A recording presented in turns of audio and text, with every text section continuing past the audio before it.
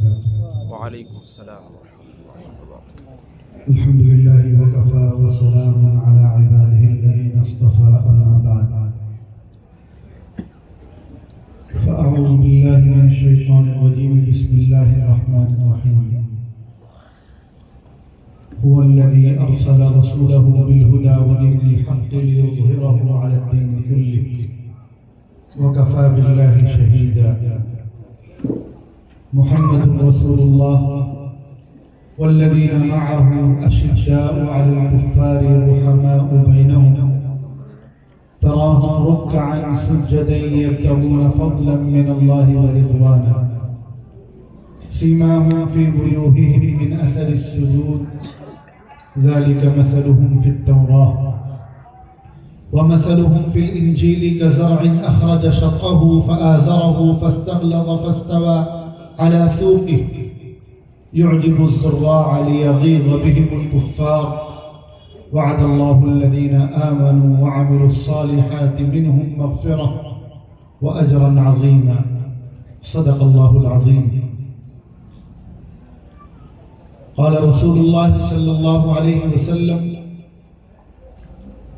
الله الله في أصحابي لا تتخذوهم غرضا من بعدي فمن أحبهم فبحبي أحبهم ومن أبغضهم فببغضي أبغضهم أو كما قال عليه الصلاة والسلام. سرزمین محمود آباد کے انتہائی متحرک، فعال اور انقلابی علماء کرام، نوجوان، آج کے اس پروگرام کے منتظمین اور آپ تمام حضرات کا میں تہہ دل سے شکریہ ادا کرتا ہوں کہ آپ نے اس یادگار اور تاریخی پروگرام میں مجھے آنے کی دعوت دی اور جن اکابر اور مشائخ نے مدح صحابہ اور دفاع صحابہ کے سلسلے میں بے شمار قربانیاں پیش کی ہیں اور ہمیں یقین ہے کہ جن کا اللہ تعالیٰ کی نگاہ میں، حضور پاک صلی اللہ علیہ وسلم کی نگاہ میں ایک مقام ہے اور ہوگا انشاءاللہ، اسی سلسلے میں ہمیں بھی شامل ہونے کا موقع عطا فرمایا. اللہ تعالیٰ آپ تمام حضرات کو جزائے خیر عطا فرمائے اور ہماری اس تحریک کو، مدح صحابہ کے اس مشن کو تا قیامت جاری رکھے. ایک بات یاد رکھنی چاہیے کہ صحابہ کرام رضوان اللہ علیہم اجمعین کا تذکرہ کرنا، ان کی مدح کرنا، ان کی تعریف کرنا، ان کی عظمتوں کا بیان کرنا، یہ اللہ تعالیٰ کی بھی سنت ہے اور یہ رسول اللہ صلی اللہ علیہ وسلم کا بھی طریقہ ہے. اگر ساری دنیا میں کوئی ایک بھی صحابہ کرام کا دشمن نہ ہو، ساری دنیا کے مسلمان، سارے انسان صحابہ کرام سے محبت کرنے والے ہوں، ان کی عظمتوں کا پرچم بلند کرنے والے ہوں، کوئی ایک بھی صحابہ کا دشمن نہ ہو، تب بھی اہل ایمان پر یہ ذمہ داری عائد رہے گی کہ وہ صحابہ کرام کی عظمتوں کے بیان کی مجلسیں منعقد کریں. کیوں؟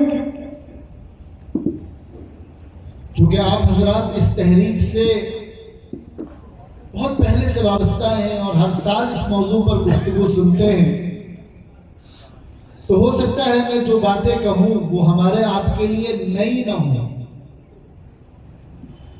لیکن ضرورت اس بات کی ہے کہ اس فکر کو، اس نظریے کو، اس عقیدے کو، اس سوچ کو اپنے ساتھ ساتھ اپنی نئی نسل کے اندر منتقل کیا جائے،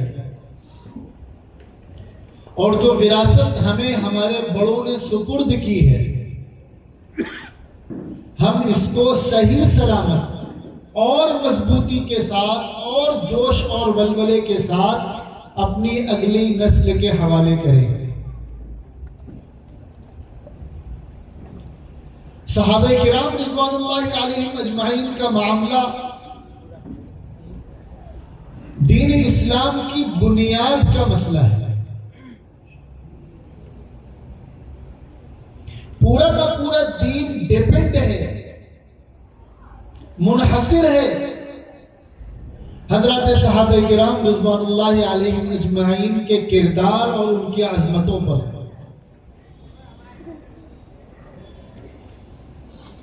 قرآن کریم میں اللہ تبارک و تعالی نے اعلان فرمایا کہ ہم نے اپنے پیغمبر کو، اپنے نبی کو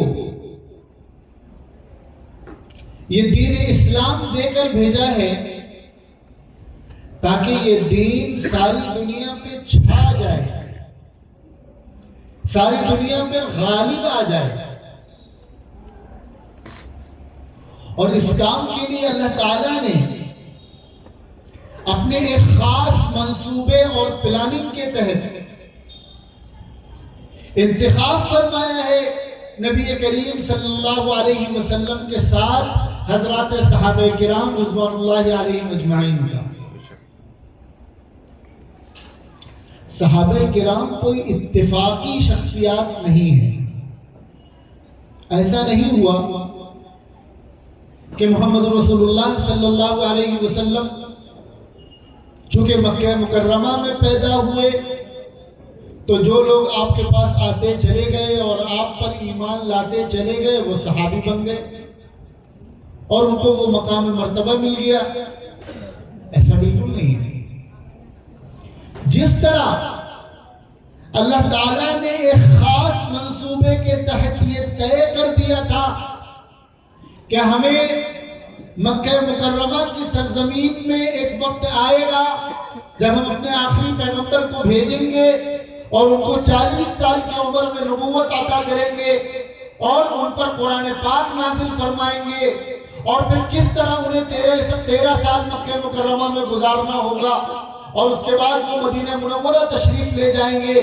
جس طرح اللہ تعالیٰ نے یہ طے کر دیا تھا کہ آخری پیغمبر عبد المطلب ہوں گے اور ماں آمنہ ہوں گی اور دائی حلیمہ ہوں گی اور پرورش کرنے والے چچا ابو طالب ہوں گے، جس طرح اللہ تعالیٰ نے یہ طے کر دیا تھا اسی طرح یہ بھی طے فرما دیا تھا کہ آپ کے ساتھی کون کون ہوں گے، آپ کے گھر والے کون ہوں گے، آپ کی بیویاں کون ہوں گی، کون لوگ مکہ مکرمہ میں آپ کے ساتھ 3 سال شیب ابی طالب کا بائیکاٹ برداشت کریں گے، کون لوگ آپ کے ساتھ خانہ کعبہ میں پہلی مرتبہ نماز ادا کریں گے، کون لوگ آپ کے ساتھ دین کی دعوت کو لے کر جگہ جگہ جائیں گے اور مار کھائیں گے، سب اللہ تعالیٰ نے اس وقت طے کر دیا تھا جب اللہ تعالیٰ نے یہ منصوبہ اور یہ ارادہ فرمایا تھا کہ ہمیں کائنات میں اور زمین میں اپنے آخری پیغمبر کو بھیجنا ہے۔ اللہ تعالیٰ نے جس طرح اپنی ساری مخلوق میں کم و بیش سوالات لوگوں کو چھانٹ کر نکال کر ان کو نبوت عطا فرمائی، اپنا میسنجر بنایا، اپنا پیغمبر بنایا، جن کے ذریعے اللہ تعالیٰ نے اپنا دین، اپنی شریعت، اپنی ہدایات، اپنی گائیڈنس عام انسانوں تک پہنچائیں۔ اسی طرح اللہ تبارک و تعالی نے اس دین کی حفاظت کے لیے، اس دین کو دنیا کے کونے کونے تک پہنچانے کے لیے حضور پاک صلی اللہ علیہ وسلم کے ساتھ تعاون کرنے کے لیے، ان کا سپورٹ کرنے کے لیے جس جماعت کا انتخاب فرمایا ہے وہ جماعت ہے حضرات صحابہ کرام رضوان اللہ علیہم اجمعین۔ جس طرح کوئی انسان اپنی مرضی سے نبی نہیں بن سکتا، اللہ کا سلیکشن ہوتا ہے تب جا کر کوئی انسان نبی بنتا ہے۔ اللہ تعالیٰ منتخب فرماتے ہیں، چنتے ہیں کہ مجھے اس کو نبی بنانا ہے، اور پھر وہ مقام عطا فرماتے ہیں کہ پھر وہ نبی روئے زمین پر سب سے بڑا ہو جاتا ہے، اللہ کے بعد سب سے بڑا مقام مرتبہ اس کو مل جاتا ہے۔ اسی طرح کوئی انسان اپنی محنت سے، اپنی عبادات کی وجہ سے، کسی بھی وجہ سے، کسی بھی ذریعے سے مقام صحابیت کو نہیں پہنچ سکتا جب تک اللہ تعالیٰ نہ چاہے۔ اور جس طرح حضور پاک صلی اللہ علیہ وسلم پر اللہ تعالیٰ نے نبوت کا دروازہ بند کر دیا ہے، اسی طرح اللہ تعالیٰ نے صحابیت کا دروازہ بھی بند کر دیا ہے۔ اب قیامت تک نہ کوئی نیا نبی آ سکتا ہے اور نہ کوئی صحابی بن سکتا ہے۔ تو عقیدے کی بات کہ صحابہ کرام اللہ تعالیٰ کا انتخاب ہے، اللہ تعالیٰ کا سلیکشن ہے، اللہ تعالیٰ نے ان کو چنا ہے۔ اور کیوں چنا ہے؟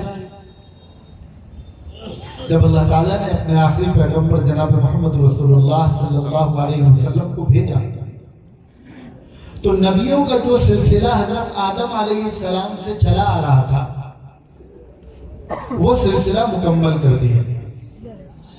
حضور سے پہلے جتنے نبی اور رسول آئے وہ ساری دنیا کے لیے نبی بن کر نہیں آئے، ہر زمانے کے لیے نبی بن کر نہیں آئے، تمام انسانوں کے لیے نبی بن کر نہیں آئے، اور ان کا لایا ہوا دین یہ قیامت تک کے لیے نازل نہیں کیا گیا، بلکہ جتنے نبی آئے ان کی نبوت کی اور ان کی لائی ہوئی شریعت کی ایک ایکسپائری ڈیٹ ہوتی تھی۔ اللہ تعالیٰ کو جب تک ان کا دین چلانا تھا دنیا میں تب تک اللہ تعالیٰ نے اس کی حفاظت کی، اور جب اللہ تعالیٰ کا یہ فیصلہ ہوا کہ نہیں اب نیا قانون بھیجنا ہے، نیا دین بھیجنا ہے، تو اللہ تعالیٰ نے اس سے حفاظت اٹھا لی، اور پھر شیطان اور شیطان کے لوگوں نے اس میں بگاڑ پیدا کر دیا۔ لیکن جب اللہ تعالیٰ نے اپنے آخری پیغمبر کو بھیجا تو ان 1.25 لاکھ نبیوں اور رسولوں میں پہلی مرتبہ کسی پیغمبر نے یہ اعلان کیا، قُلْ يَا أَيُّهَا النَّاسِ إِنِّي رَسُولُ اللَّهِ إِلَيْكُمْ جَمِيعًا، اے انسانوں میں تم سب کے لیے نبی بنا کر بھیجا گیا ہوں۔ حضور سے پہلے کسی نبی نے یہ اعلان نہیں کیا، اور جو کتاب اللہ تعالیٰ نے پیغمبر اسلام جناب محمد رسول اللہ صلی اللہ علیہ وسلم پر نازل فرمائی اس کے تعلق سے یہ اعلان فرما دیا، اِنَّا نَحْنُ نَزَّلْنَا الذِّكْرَ وَإِنَّا لَهُ لَحَافِظُونَ، کہ ہم ہی نے اس کتاب کو نازل کیا ہے اور اب ہم ہی اس کی حفاظت کر کے دکھائیں گے، کیونکہ اب اس کتاب کو قیامت تک چلنا ہے، اس کی کوئی ایکسپائری ڈیٹ نہیں ہے، تو ضروری ہے کہ اس کی حفاظت بھی اسی طریقے سے ہو۔ اور محمد رسول اللہ صلی اللہ علیہ وسلم پر نبوت ختم فرما دی، ما كان محمد ابا احد من رجالكم ولكن رسول اللہ وخاتم النبیین، کہ یہ محمد صلی اللہ علیہ وسلم اب اللہ کے آخری نبی ہے، اب آپ کے بعد کوئی نبی نہیں آئے گا۔ اور اس بات کو خود رسول اللہ صلی اللہ علیہ وسلم نے بتلایا، انا خاتم النبیین لا نبی بعدی۔ دیکھو ایک حدیث میں کہ آپ نے فرمایا کہ میرے بعد 30 بہت بڑے جھوٹے اور بہت بڑے دھوکے باز پیدا ہوں گے، اور ان میں سے ہر کوئی یہ کہے گا کہ میں اللہ کا نبی ہوں، لیکن یاد رکھنا کہ میں اللہ کا آخری نبی ہوں اور اب قیامت تک کوئی نبی نہیں آئے گا۔ سارے انسانوں کے لیے نبی بنا کر بھیجا، آخری نبی بنا کر بھیجا، آپ کی لائی ہوئی کتاب اور آپ کے لائے ہوئے دین کی حفاظت کا اعلان فرمایا، اور یہ اعلان کر دیا اليوم اکملت لکم دینکم واتممت علیکم نعمتی ورضیت لکم الاسلام دینا، کہ آج ہم نے اس دین کو مکمل کر دیا ہے، اب قیامت تک یہی دین چلے گا، اس میں کوئی کمی بیشی نہیں ہوگی، اور قیامت تک آنے والے تمام انسانوں کے لیے، وہ دنیا کے کسی بھی خطے کا رہنے والا ہو، مغرب کا ہو کہ مشرق کا ہو کہ جنوب کا ہو کہ شمال کا ہو، گرم ملک میں رہنے والا ہو یا ٹھنڈے ملک میں رہنے والا ہو، ہندوستان کا ہو کہ افریقہ کا ہو کہ یورپ کا ہو، کہیں کا بھی رہنے والا ہو، کوئی بھی زبان بولنے والا ہو، مرد ہو یا عورت ہو، اب قیامت تک کامیابی کا دار و مدار دین اسلام پر ہے۔ الیوم اکملت لکم دینکم واتممت علیکم نعمتی ورضیت لکم الاسلام دینا۔ قیامت تک آنے والے تمام انسانوں کے لیے ہم نے دین اسلام کو بطور دین پسند کر لیا۔ اب یہی دین چلے گا قیامت تک۔ اب سوال یہ پیدا ہوتا ہے کہ جس پیغمبر کی نبوت کو قیامت تک جاری رہنا ہے اور جن کے بعد کوئی نیا نبی بھی نہیں آنا، جس پیغمبر کے لائے ہوئے دین کو قیامت تک باقی رہنا ہے، کوئی نیا دین بھی نہیں آنا، ہم جب اس پیغمبر کی زندگی پر نگاہ ڈالتے ہیں تو ہم یہ دیکھتے ہیں کہ 40 سال کی عمر میں آپ کو نبوت عطا فرمائی گئی، اور 63 سال کی عمر میں اللہ تعالیٰ نے آپ کو واپس بلا لیا۔ آپ کی نبوت کے بعد کل عمر 23 سال ہے۔ نبوت آپ کی چلنی ہے قیامت تک۔ آپ جو دین لے کر آئے ہیں وہ دین چلنا ہے قیامت تک۔ آپ جو کتاب لے کر آئے اس کی حفاظت کا وعدہ اللہ تعالیٰ فرما رہے ہیں، اس کتاب کو چلنا ہے قیامت تک۔ تو پھر اللہ تعالیٰ نے اس دین کی حفاظت کے لیے اور اس دین کو دنیا کے کونے کونے تک پہنچانے کے لیے، اور میں آگے بڑھ کر بات کہہ رہا ہوں، اس کو اپنے ذہنوں میں بٹھا لیجئے گا، نبی کی ختم نبوت کی حفاظت کے لیے اللہ تعالیٰ نے جس جماعت کا انتخاب فرمایا ہے اس جماعت کا نام ہے حضرات صحابہ کرام رضوان اللہ علیہم اجمعین۔ اور یہ اتفاقی طور پہ یہ جماعت نہیں بن گئی، اٹھائیے قرآن، اللہ تعالیٰ صحابہ کرام کا تذکرہ کر رہے ہیں، ان کی صفات بیان کر رہے ہیں، اور صفات بیان کرنے کے بعد کیا فرما رہے ہیں؟ ذَلِكَ مَثَلُهُمْ فِي التَّوْرَاةِ، یہ وہ لوگ ہیں، یہ وہ جماعت ہے، یہ وہ افراد ہیں جن کا تذکرہ ہم نے توریت میں کیا ہے۔ اور ہر مسلمان یہ بات جانتا ہے کہ توریت اللہ تعالیٰ کی ایک کتاب کا نام ہے جو اللہ تعالیٰ نے اپنے جلیل القدر پیغمبر حضرت موسیٰ علیہ السلام پر نازل فرمائی تھی، اور حضرت موسیٰ علیہ السلام کا جو زمانہ ہے وہ آخری پیغمبر جناب محمد رسول اللہ صلی اللہ علیہ وسلم سے لگ بھگ 2000 سال پہلے کا ہے۔ کتنے سال پہلے کا ہے؟ 2000۔ اللہ تعالیٰ 2000 سال پہلے حضرت موسیٰ پر جس کتاب کو نازل فرما رہے ہیں اس میں صحابہ کرام کا تذکرہ کر رہے ہیں، اور خالی تذکرہ نہیں کر رہے ہیں، ان کی صفات بیان فرما رہے ہیں۔ اشداء علی الکفار رحماء بینہم تراہم رکعا سجدا، اور اللہ تعالیٰ ان کی طرف سے وکیل بن کر گواہی دے رہے ہیں 2000 سال پہلے۔ یعنی قرآن کریم میں اللہ تعالیٰ بتلا رہے ہیں کہ ان چیزوں کا تذکرہ ہم نے توریت میں کیا ہے کہ میرے پیغمبر کے ساتھی جو جو کام کریں گے وہ کیوں کریں گے، ان کے پیش نظر کیا چیز ہوگی، ان کا مقصد کیا ہوگا۔ یبتغون فضلا من اللہ ورضوانا، کہ وہ اللہ کی رضا اور اللہ کا فضل تلاش کرنے کے لیے سارے کام کریں گے۔ یعنی اللہ تبارک و تعالی نے صحابہ کرام کو چنا، پچھلی کتابوں میں ان کا تذکرہ فرمایا، اور صرف تذکرہ نہیں فرمایا، ان کی صفات کا تذکرہ فرمایا، اور صفات کا تذکرہ کرنے کے ساتھ ساتھ 2000 سال پہلے اللہ تعالیٰ نے ان کی طرف سے وکیل بن کر یہ گواہی بھی دے دی کہ صحابہ کرام کا ہر کام اللہ کی رضا کے لیے ہوتا ہے۔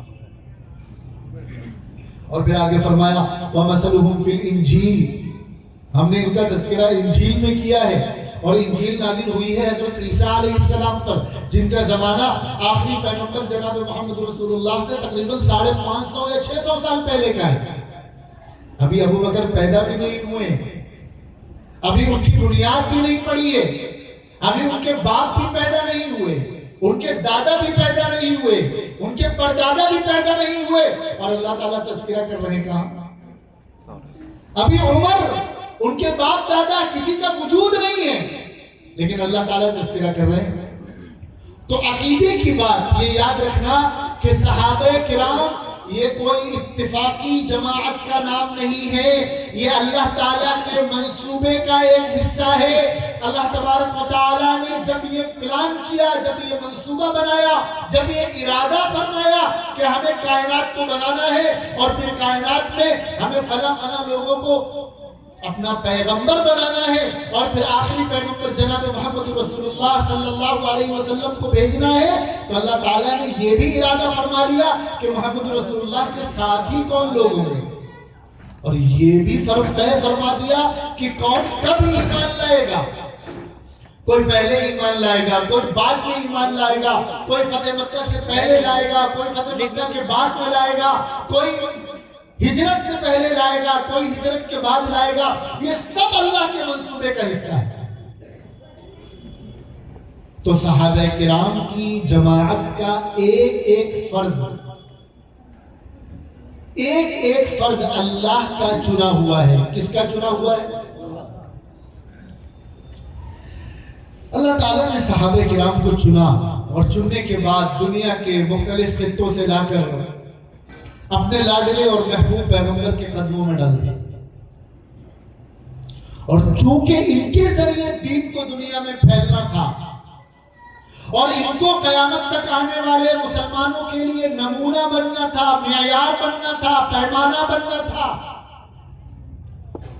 تو اللہ نے چنا، اور چننے کے بعد اپنے پیغمبر کے ذریعے ان کی تربیت فرمائی۔ صحابہ کرام کی تربیت کس نے کی ہے؟ اللہ کے نبی نے۔ کس نے کی ہے؟ اللہ کے رسول نے۔ دیکھیں، آپ بولتے رہیں گے جب تک تو ہم بھی بولتے رہیں گے، آپ خاموش ہو جائیں گے تو ہم بھی خاموش ہو جائیں گے۔ صحابہ کرام کو چنا کس نے؟ اللہ نے۔ اللہ کے رسول نے۔ اور صحابہ کرام کی تربیت کس نے کی ہے؟ اللہ کے رسول نے۔ صحابہ کرام کو کس نے ٹرینڈ کیا ہے؟ اللہ کے رسول نے۔ جناب محمد رسول اللہ صلی اللہ علیہ وسلم نے کیا ہے۔ ایک ایک صحابی تراشا ہوا ہے، سجایا ہوا ہے، سنوارا ہوا ہے، بنایا ہوا ہے۔ جناب محمد رسول اللہ صلی اللہ علیہ وسلم کا ہر صحابی رسول نبی کا تیار کردہ پروڈکٹ ہے۔ ہر صحابی نبی جنتی جنتی، ہر صحابی نبی جنتی جنتی، ہر صحابی نبی جنتی جنتی۔ نعرہ تکبیر، اللہ اکبر، نعرہ تکبیر۔ اللہ اکبر۔ کسی ایک بھی صحابی پر انگلی اٹھانا، کسی ایک پر بھی انگلی اٹھانا، کوئی بھی ہو، عشرہ مبشرہ میں سے ہو، اصحاب بدر میں سے ہو، ہجرت سے پہلے والے ہوں، فتح مکہ سے پہلے والے ہوں، فتح مکہ کے بعد والے ہوں، ان کی کوئی بڑی قربانی ہو یا نہ ہو، کسی ایک صحابی پر انگلی اٹھانا حقیقت میں اللہ کے سلیکشن پر انگلی اٹھانا ہے، اور نبی پاک صلی اللہ علیہ وسلم کی تربیت پر انگلی اٹھانا ہے۔ بے شک۔ ہمارے یہاں کانپور میں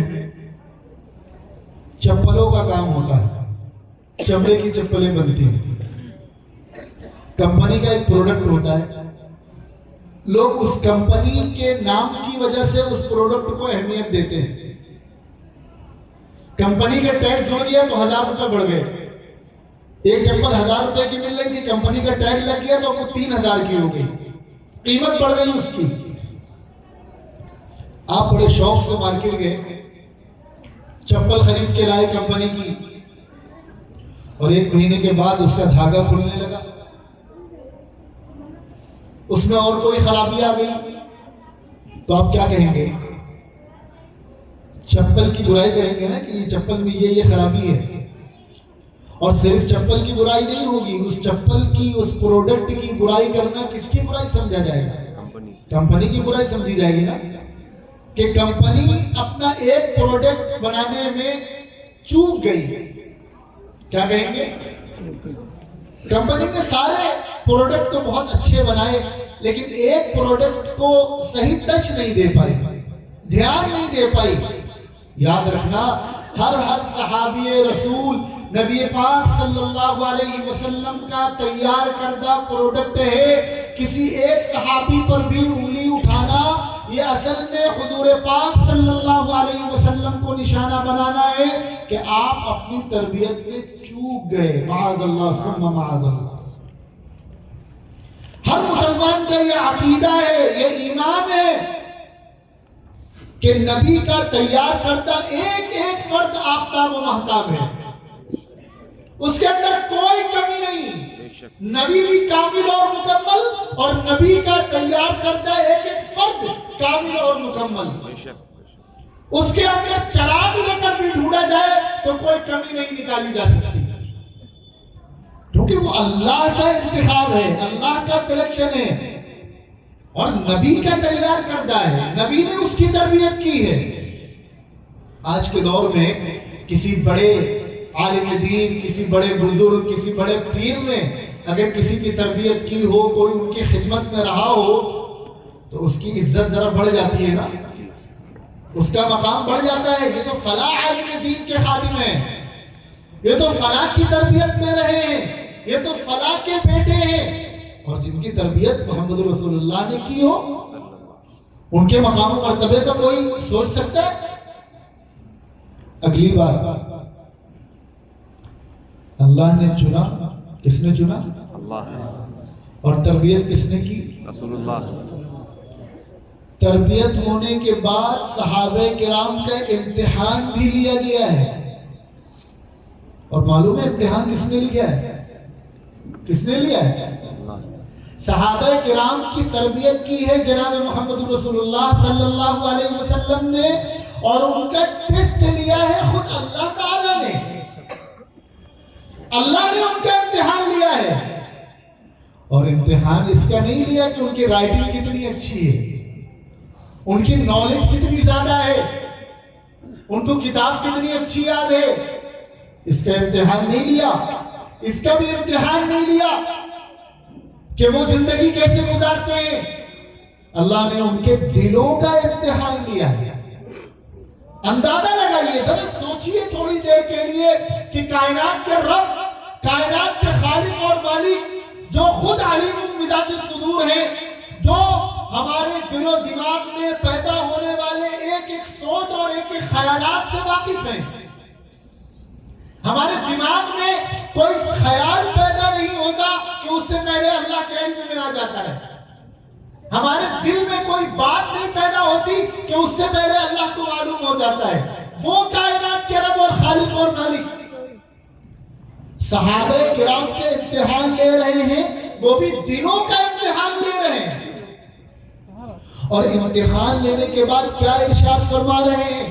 اللہ تعالیٰ فرما رہے ہیں کہ ہم نے ان کے دلوں کا امتحان لیا، اور امتحان لینے کے بعد ان کے دلوں سے ہر طرح کفر کو، ہر طرح کی برائی کو، ہر طرح کی گندگی کو، سب کچھ ان کے دلوں سے نکال دیا۔ کس نے نکال دیا؟ اللہ۔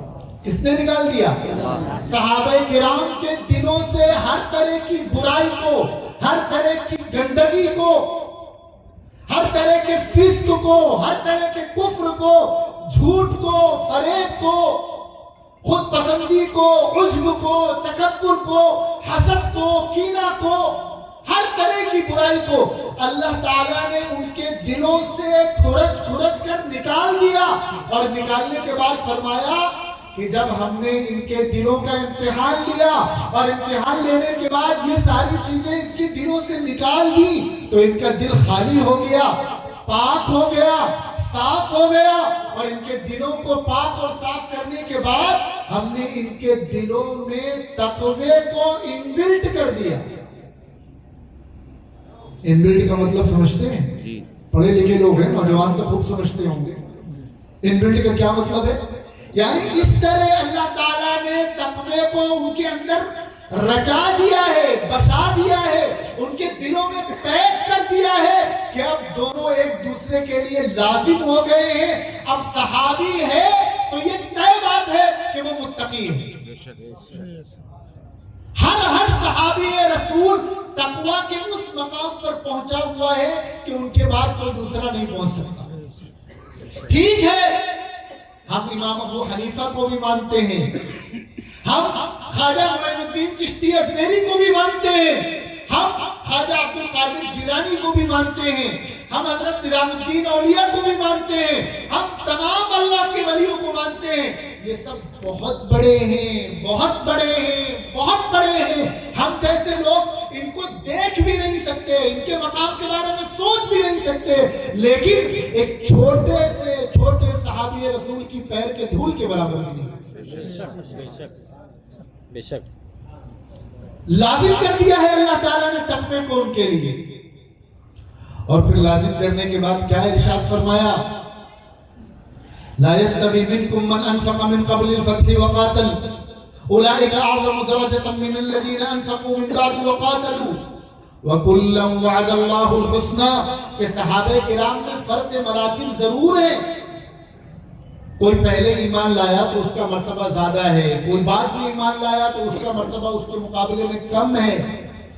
جن لوگوں نے فتح مکہ سے پہلے قربانیاں دی ان کا مقام زیادہ بڑا ہے، جن لوگوں نے فتح مکہ کے بعد قربانیاں دی ان کا مقام ان کے مقابلے میں کم ہے۔ یہ سب تفصیلات بیان کرنے کے بعد کائنات کے رب، کائنات کے خالق اور کائنات کے مالک کیا فرما رہے ہیں؟ وَكُلًّا وَعَدَ اللَّهُ الْحُسْنَى۔ ہر صحابی سے ہم نے جنت کا وعدہ کر لیا ہے۔ اچھا، صرف اتنے پر نہیں رکے اللہ تعالیٰ، حالانکہ اتنا کہہ دینا بھی کافی تھا کہ ہم نے ان کے لیے جنت کا وعدہ کر لیا ہے۔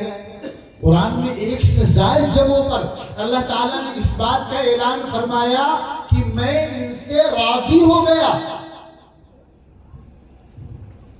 صحابہ کرام کے علاوہ دنیا میں جتنے بھی لوگ ہیں اگر وہ صحابی نہیں ہیں، جب دنیا ختم ہو جائے گی، قیامت برپا ہوگی، حساب و کتاب ہوگا، جنت جہنم کا فیصلہ ہوگا، جنتی جنت میں چلے گئے، جہنمی جہنم میں چلے گئے، جنت جہنم کے بیچ دیوار کھڑی کر دی گئی اور موت کو بھی اللہ نے موت دے دی۔ جنتی اپنی خوشیوں میں مست مگن ہیں اور وہ اللہ کا شکر ادا کر رہے ہیں۔ پھر اعلان ہوگا کہ ابھی کچھ نعمت باقی ہے، بہت بڑی نعمت باقی ہے۔ کب اعلان ہوگا؟ یہ سب سے آخر میں۔ جنتی سوچیں گے اور کہیں گے کہ یا اللہ اب بھی کچھ باقی، یہاں تو ہمیں ایسی نعمتیں مل گئی جن کے بارے میں تو ہم تصور بھی نہیں کر سکتے تھے، نہ کبھی سنا تھا نہ کبھی سوچا تھا، اب بھی کچھ باقی ہے؟ جواب آئے گا ہاں، ابھی ایک بہت بڑی نعمت باقی ہے۔ ساری نعمتوں کے ملنے کے بعد سب سے اخیر میں اللہ تعالیٰ دو مزید نعمتیں عطا فرمائیں گے۔ اللہ تعالیٰ ہم سب کو اس کا مستحق بنائے۔ ایک تو اللہ تعالیٰ اپنا دیدار عطا فرمائیں گے، اور پھر اللہ تعالیٰ کی طرف سے اعلان ہوگا کہ آج میں تم سب سے راضی ہو گیا۔ یہ اعلان کب ہوگا؟ کب ہوگا؟ سب سے اخیر میں ہوگا، اور یہ اتنی بڑی نعمت ہوگی، اتنی بڑی نعمت ہوگی کہ اس نعمت کے بعد جنتی جنت کی دیگر ساری نعمتوں کو بھول جائیں گے اور اسی میں وہ جھومتے رہیں گے کہ آج اللہ تعالیٰ ہم سے راضی ہو گئے۔ قربان جائے حضرات صحابہ کرام رضوان اللہ علیہ اجمعین پر کہ ان کی زندگی میں آج سے 1450 سال پہلے کائنات کے خالق اور مالک نے یہ اعلان فرما دیا کہ میں ان سب سے راضی ہو گیا۔ نعرہ تکبیر، اللہ اکبر۔ ہر صحابی نبی جنتی جنتی، ہر صحابی نبی جنتی جنتی، ہر صحابی نبی جنتی جنتی، نعرہ تکبیر، اللہ اکبر۔ اور صرف یہ نہیں کہا کہ میں ان سے راضی ہو گیا، عجیب و غریب معاملہ ہے صحابہ کرام کا۔ اللہ تعالیٰ کو عجیب تعلق ہے، عجیب محبت ہے۔ ہمارے آپ کی سب سے بڑی ضرورت یہی ہے نا کہ اللہ ہم سے راضی ہو جائے. ہمارا دین، ایمان، کلمہ، نماز، روزہ، یہ جلسہ، یہ تقریر، آپ کو یہاں اتنی دیر تک بیٹھنا، یہ سب کچھ کس لیے ہے؟ کہ اللہ ہم سے راضی ہو جائے. ذرا اندازہ لگائیے کہ صحابہ کرام کیا لوگ تھے، اور اللہ کو اور اللہ کے نبی کو ان سے کیسا تعلق تھا اور کیسی محبت تھی کہ اللہ تعالیٰ نے صرف اسی پر اکتفا نہیں کیا کہ میں ان سے راضی ہو گیا، بلکہ خود صحابہ کی طرف سے وکیل بن کر اللہ تعالیٰ بتلا رہے ہیں کہ یہ بھی مجھ سے راضی ہو گئے. اللہ تعالیٰ کو ضرورت ہے کسی کی رضا کی؟ پوری دنیا میں کوئی بھی اللہ سے راضی نہ ہو تب بھی اللہ کی خدائی میں کوئی فرق پڑنے والا نہیں ہے. لیکن اس محبت کا اظہار ہو رہا ہے کہ صرف یہ نہیں کہ میں ان سے راضی ہو گیا بلکہ یہ بھی مجھ سے راضی ہو گئے. سیدنا صدیق اکبر رضی اللہ عنہ تشریف فرمائے، دقتوں سے گزر رہے ہیں، پریشانیوں سے گزر رہے ہیں، کپڑے بھی سب عجیب و غریب ہے. اللہ تعالیٰ جبرائیل امین کو بھیجتے ہیں اپنے محبوب پیغمبر جناب محمد رسول اللہ صلی اللہ علیہ وسلم کے پاس اور کہتے ہیں کہ محمد صلی اللہ علیہ وسلم آپ اپنے دوست صدیق سے پوچھئے کہ کیا وہ مجھ سے راضی ہیں. اللہ اکبر. اللہ پوچھوا رہے ہیں سیدنا صدیق اکبر سے کہ کیا وہ مجھ سے راضی ہیں. ابھی تک ہم صحابہ کا مقام سمجھے ہی نہیں. آج بھی لوگ کہتے ہیں کہ وہ بھی ہمارے جیسے تو انسان تھے، وہ کوئی الگ نہیں تھے، حضور کے زمانے میں پیدا ہو گئے تو ان کو یہ مقام اور یہ مرتبہ مل گیا. ایسے لوگوں کے عقل پر سوائے ماتم کے اور کچھ نہیں کیا جا سکتا. اللہ کو اتنی محبت ہے صحابہ کرام سے. ہم جس دین کو مانتے ہیں اس دین کا نام کیا ہے؟ اسلام کے معنی کیا ہے؟ اتباع، سلامتی والا دین. ہم جس دین کو مانتے ہیں وہ دین محبت والا دین. وہ دین لڑائی جھگڑے کو پسند نہیں کرتا. ہمارا دین ہم کو یہ سکھاتا ہے، توجہ سے سنیے، ہمارا دین ہم کو یہ سکھاتا ہے کہ اگر تم کو کوئی برا بھلا کہہ دے تو صبر کر لو. کوئی تمہیں تکلیف پہنچا دے صبر کر لو. ہے کہ نہیں؟ ارے ہے کہ نہیں؟ بولتے بھی تو رہیے. ہمارے پیغمبر ہم کو کیا سکھا رہے ہیں کہ اگر تم حق پر ہونے کے باوجود خاموش ہو جاؤ گے تو اللہ تعالیٰ کی طرف سے تمہاری طرف سے جواب دیا جائے گا. اللہ تعالیٰ فرشتے کو متعین کریں گے کہ وہ تمہاری طرف سے جواب دیا جائے. لڑائی جھگڑے کو پسند نہیں کیا گیا. لڑائی جھگڑے کو اتنا دین اسلام ناپسند کرتا ہے کہ آقا صلی اللہ علیہ وسلم نے فرمایا کہ مجھے شب قدر بتا دی گئی تھی لیکن میں باہر آیا تو دو لوگوں میں جھگڑا ہو رہا تھا. اس جھگڑے کی نحوست سے شب قدر بھلا دی گئی اور یہ کہا گیا کہ 5 راتوں میں 1 رات کو تلاش کرو. لڑائی جھگڑا اتنا ناپسند ہے دین اسلام میں، شریعت میں، نبی کو، اللہ کو اتنا ناپسند ہے. لیکن اس کے باوجود اللہ کو صحابہ کرام سے ایسی محبت ہے کہ جب معاملہ صحابہ کرام کا آتا ہے تو اللہ تعالیٰ بھی خاموش نہیں رہتے. قرآن پاک پڑھیے. میں نے شروع میں عرض کیا تھا کہ صحابہ کرام کی تعریف بیان کرنا، ان کی مدح کرنا، ان کا تذکرہ کرنا یہ اللہ کا طریقہ ہے. پورا قرآن صحابہ کرام کی تعریف سے بھرا پڑا ہے، ان کے تذکروں سے بھرا پڑا ہے. اب اگلی بات سنیے. قرآن کریم کی دوسری سورت سورہ بقرہ اللہ تعالیٰ ایک منظر کھینچ رہے ہیں. پیچھے سے ایک سلسلہ چلا رہا ہے وَإِذَا قِيلَ لَهُمْ آمِنُوا كَمَا آمَنَ النَّاسُ. اور جب ان کافروں سے، مشرکوں سے کہا جاتا ہے کہ تم اس طرح ایمان لاؤ جس طرح یہ صحابہ کرام ایمان لائے، جس طرح ابو بکر و عمر ایمان لائے، جس طرح عثمان و علی ایمان لائے، تو یہ کیا کہتے ہیں؟ قالوا انؤمن كما آمن السفهاء، کہ میں ان بیوقوفوں کی طرح ایمان لائے. کفار مکہ نے، صحابہ کے دشمنوں نے صحابہ کرام کو کیا کہا؟ کیا کہا؟ بیوقوف کہا. کیا کہا؟ وہ رب جو ہمیں یہ تعلیم دیتا ہے کہ صبر اختیار کرو، خاموشی اختیار کرو، جواب نہ دو، جواب نہ دینے کو زیادہ پسند کیا جا رہا ہے، لیکن جب معاملہ صحابہ کرام کا آ رہا ہے تو وہ رب خود جواب دے رہا ہے اور انہی الفاظ میں جواب دے رہا ہے اور اسی جگہ جواب دے رہا ہے، الا انہم هم السفہاء، ہرگز نہیں، یہ لوگ خود بے وقوف ہیں۔ صحابہ کرام کا تذکرہ کرنا، ان کی مدح بیان کرنا، یہ بھی اللہ کا طریقہ ہے، اور جس زمانے میں صحابہ کرام کو برا بھلا کہا جا رہا ہو تو اس کا جواب دینا بھی اللہ کا طریقہ ہے، اور اس سے آگے بڑھ کر اسی انداز میں جواب دینا اللہ کا طریقہ ہے، انہی الفاظ میں جواب دینا اللہ کا طریقہ ہے۔ اللہ تعالیٰ کوئی اور لفظ بھی لا سکتے تھے اور کہیں اور بھی ایک آدھ آیت کے بعد، ایک آدھ صفحے کے بعد کسی اور صورت میں قرآن کی کسی اور جگہ پر اس کا جواب دیا جاتا، لیکن اللہ کی شان نے بھی اس بات کو گوارا نہیں کیا کہ میرے محبوب نبی کے ان دوستوں کو، ان یاروں کو کچھ کہا جائے اور کائنات کا رب ایک منٹ کے لیے بھی خاموشی اختیار کرے، اسی جگہ جواب دیا ہے۔ یہ ہے محبت اللہ تعالیٰ کی صحابہ کرام سے۔ تو اللہ تعالیٰ نے صحابہ کرام کو چنا، نبی کریم صلی اللہ علیہ وسلم نے ان کی تربیت فرمائی، اللہ تعالیٰ نے ان کے دنوں کا امتحان لیا، اور امتحان لینے کے بعد اللہ تعالیٰ نے ان میں سے ہر فرد کے لیے جنت کا وعدہ فرمایا اور اپنی رضا کا اعلان فرمایا، اور یہ طے کر دیا کہ قیامت تک آنے والا کوئی بھی بڑے سے بڑا انسان اب ان کے قدموں کی دھول تک بھی نہیں پہنچ سکتا۔ اور پھر اس کے بعد اللہ تعالیٰ نے ان کو پیمانہ بنایا، قرآن پاک میں ارشاد فرمایا، ایک طبقہ ہے ہمارے درمیان، ہم ہی لوگوں میں سے ہیں، وہ بھی مسلمان ہیں، لیکن وہ یہ کہتے ہیں کہ صحابہ کرام معیار نہیں ہیں۔ صحابہ کرام کیا نہیں ہے؟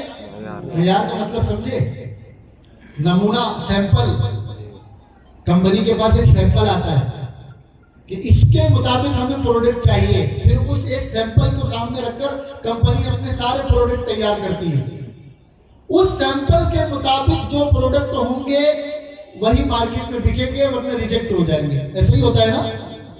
اللہ تعالیٰ نے صحابہ کرام کے ایمان کو بھی قیامت تک کے لیے سیمپل اور نمونہ بنایا ہے، اور صحابہ کرام کی زندگی کو، ان کے اعمال کو بھی قیامت تک کے لیے نمونہ بنایا ہے، اور قرآن پاک میں ارشاد فرمایا فَإِنْ آمَنُوا بِمِثْلِ مَا آمَنْتُمْ بِهِ فَقَدْ اهْتَدَوْا، دیکھو ہم نے چنا اپنے محبوب نبی سے، ان کی ٹریننگ کروائی، ان کے دلوں کا امتحان لیا، اور امتحان لینے کے بعد ان کے دلوں سے ہر طرح کی گندگی کو باہر نکالا، ان کے دلوں میں تقوی کو لازم کر دیا، اور ان کے لیے اپنی رضا کا اور جنت کا اعلان فرمایا۔ اور اب سن لو، قیامت تک آنے والے ایمان والوں، مسلمانوں، تمہارا ایمان اب ان کی طرح ہوگا تبھی قابل قبول ہوگا، ان کے مطابق جس کا ایمان ہوگا وہ قابل قبول ہوگا۔ اور صحابہ کرام کے اعمال کو آقا نامدار جناب محمد رسول اللہ صلی اللہ علیہ وسلم نے معیار اور نمونہ بنایا۔ ایک موقع پر آپ نے فرمایا کہ یہودی 72 طبقوں میں بٹے اور میری امت 73 طبقوں میں بٹے گی، صرف ایک جنت میں جائے گا۔ صحابہ کرام نے پوچھا کہ حضور وہ ایک جنت میں جانے والا کون ہوگا؟ ہم سے اگر کوئی پوچھے کہ جنت میں کون جائے گا تو ہمارا جواب کیا ہوگا؟ ایمان والا ہو، نمازی ہو، روزے دار ہو، قرآن پڑھنے والا ہو، جھوٹ نہ بولتا ہو، والدین کی خدمت کرتا ہو، یہی تو کہیں گے، اور کیا کہیں گے؟ اور حضور بھی یہ کہہ سکتے تھے۔ صحابہ نے پوچھا حضور جنت میں کون جائے گا؟ آپ کہتے تھے کہ جو قرآن پڑھے گا، جو قرآن کے مطابق زندگی گزارے گا، جو حدیث کے مطابق زندگی گزارے گا۔ لیکن نبی کو معلوم تھا کہ میرے بعد ایسے لوگ آئیں گے جو کہیں گے ہمارے لیے قرآن کافی ہے، ایسے لوگ آئیں گے جو کہیں گے ہمارے لیے حدیث کافی ہے۔ اللہ کے نبی نے ایک ایسا عظیم الشان ایسا جملہ ارشاد فرمایا ہے جس نے قیامت تک آنے والی تمام باطل تحریکوں کا ان کی دیوار ڈھا دی ہے۔ آپ نے فرمایا ما انا علیہ واصحابی، جنت میں وہ جائے گا جو میرے طریقے پر ہوگا اور میرے صحابہ کے طریقے پر ہوگا۔ اچھا اگر نبی یہ کہہ دیتے، صرف اتنا کہہ دیتے کہ جنت میں وہ جائے گا جو میرے طریقے پر ہوگا، تو کیا یہ بات کافی نہیں تھی؟ بات تو مکمل ہو جاتی، ظاہر ہے جنت میں وہی جائے گا جو نبی کے طریقے پر ہوگا، لیکن نبی کا کون سا طریقہ معتبر ہوگا؟ کون سا طریقہ نبی کے طریقہ مانا جائے گا؟ وہ طریقہ نبی کا طریقہ مانا جائے گا جس پر صحابہ کی مہر لگی ہوگی، وہ نماز مانی جائے گی جو صحابہ سے ملی ہو، وہ قرآن مانا جائے گا جو صحابہ سے ملا ہو، وہ روزہ اور وہ حج اور وہ زکوٰۃ اور وہ معاملات، وہ تجارت، وہ شادی بیاہ، ہر کام دین کا وہی قابل قبول ہوگا جو صحابہ کے ذریعے سے پہنچا ہو۔ صحابہ کو بائی پاس کر کے اگر کوئی محمد رسول اللہ تک پہنچنا چاہتا ہے تو مرتے مر جائے، لیکن یہ ممکن نہیں ہو سکتا۔ جس طرح اللہ رب العزت تک پہنچنے کے لیے جناب محمد رسول اللہ صلی اللہ علیہ وسلم کی سیرت، آپ کی ذات گرامی یہ زینہ ہے، اسی طرح نبی تک پہنچنے کے لیے صحابہ کرام زینہ ہے، ان کے بغیر کوئی نبی تک نہیں پہنچ سکتا۔ تو اللہ تعالیٰ نے صحابہ کرام کے ایمان کو معیار قرار دیا، رسول اللہ نے صحابہ کرام کے اعمال کو معیار قرار دیا۔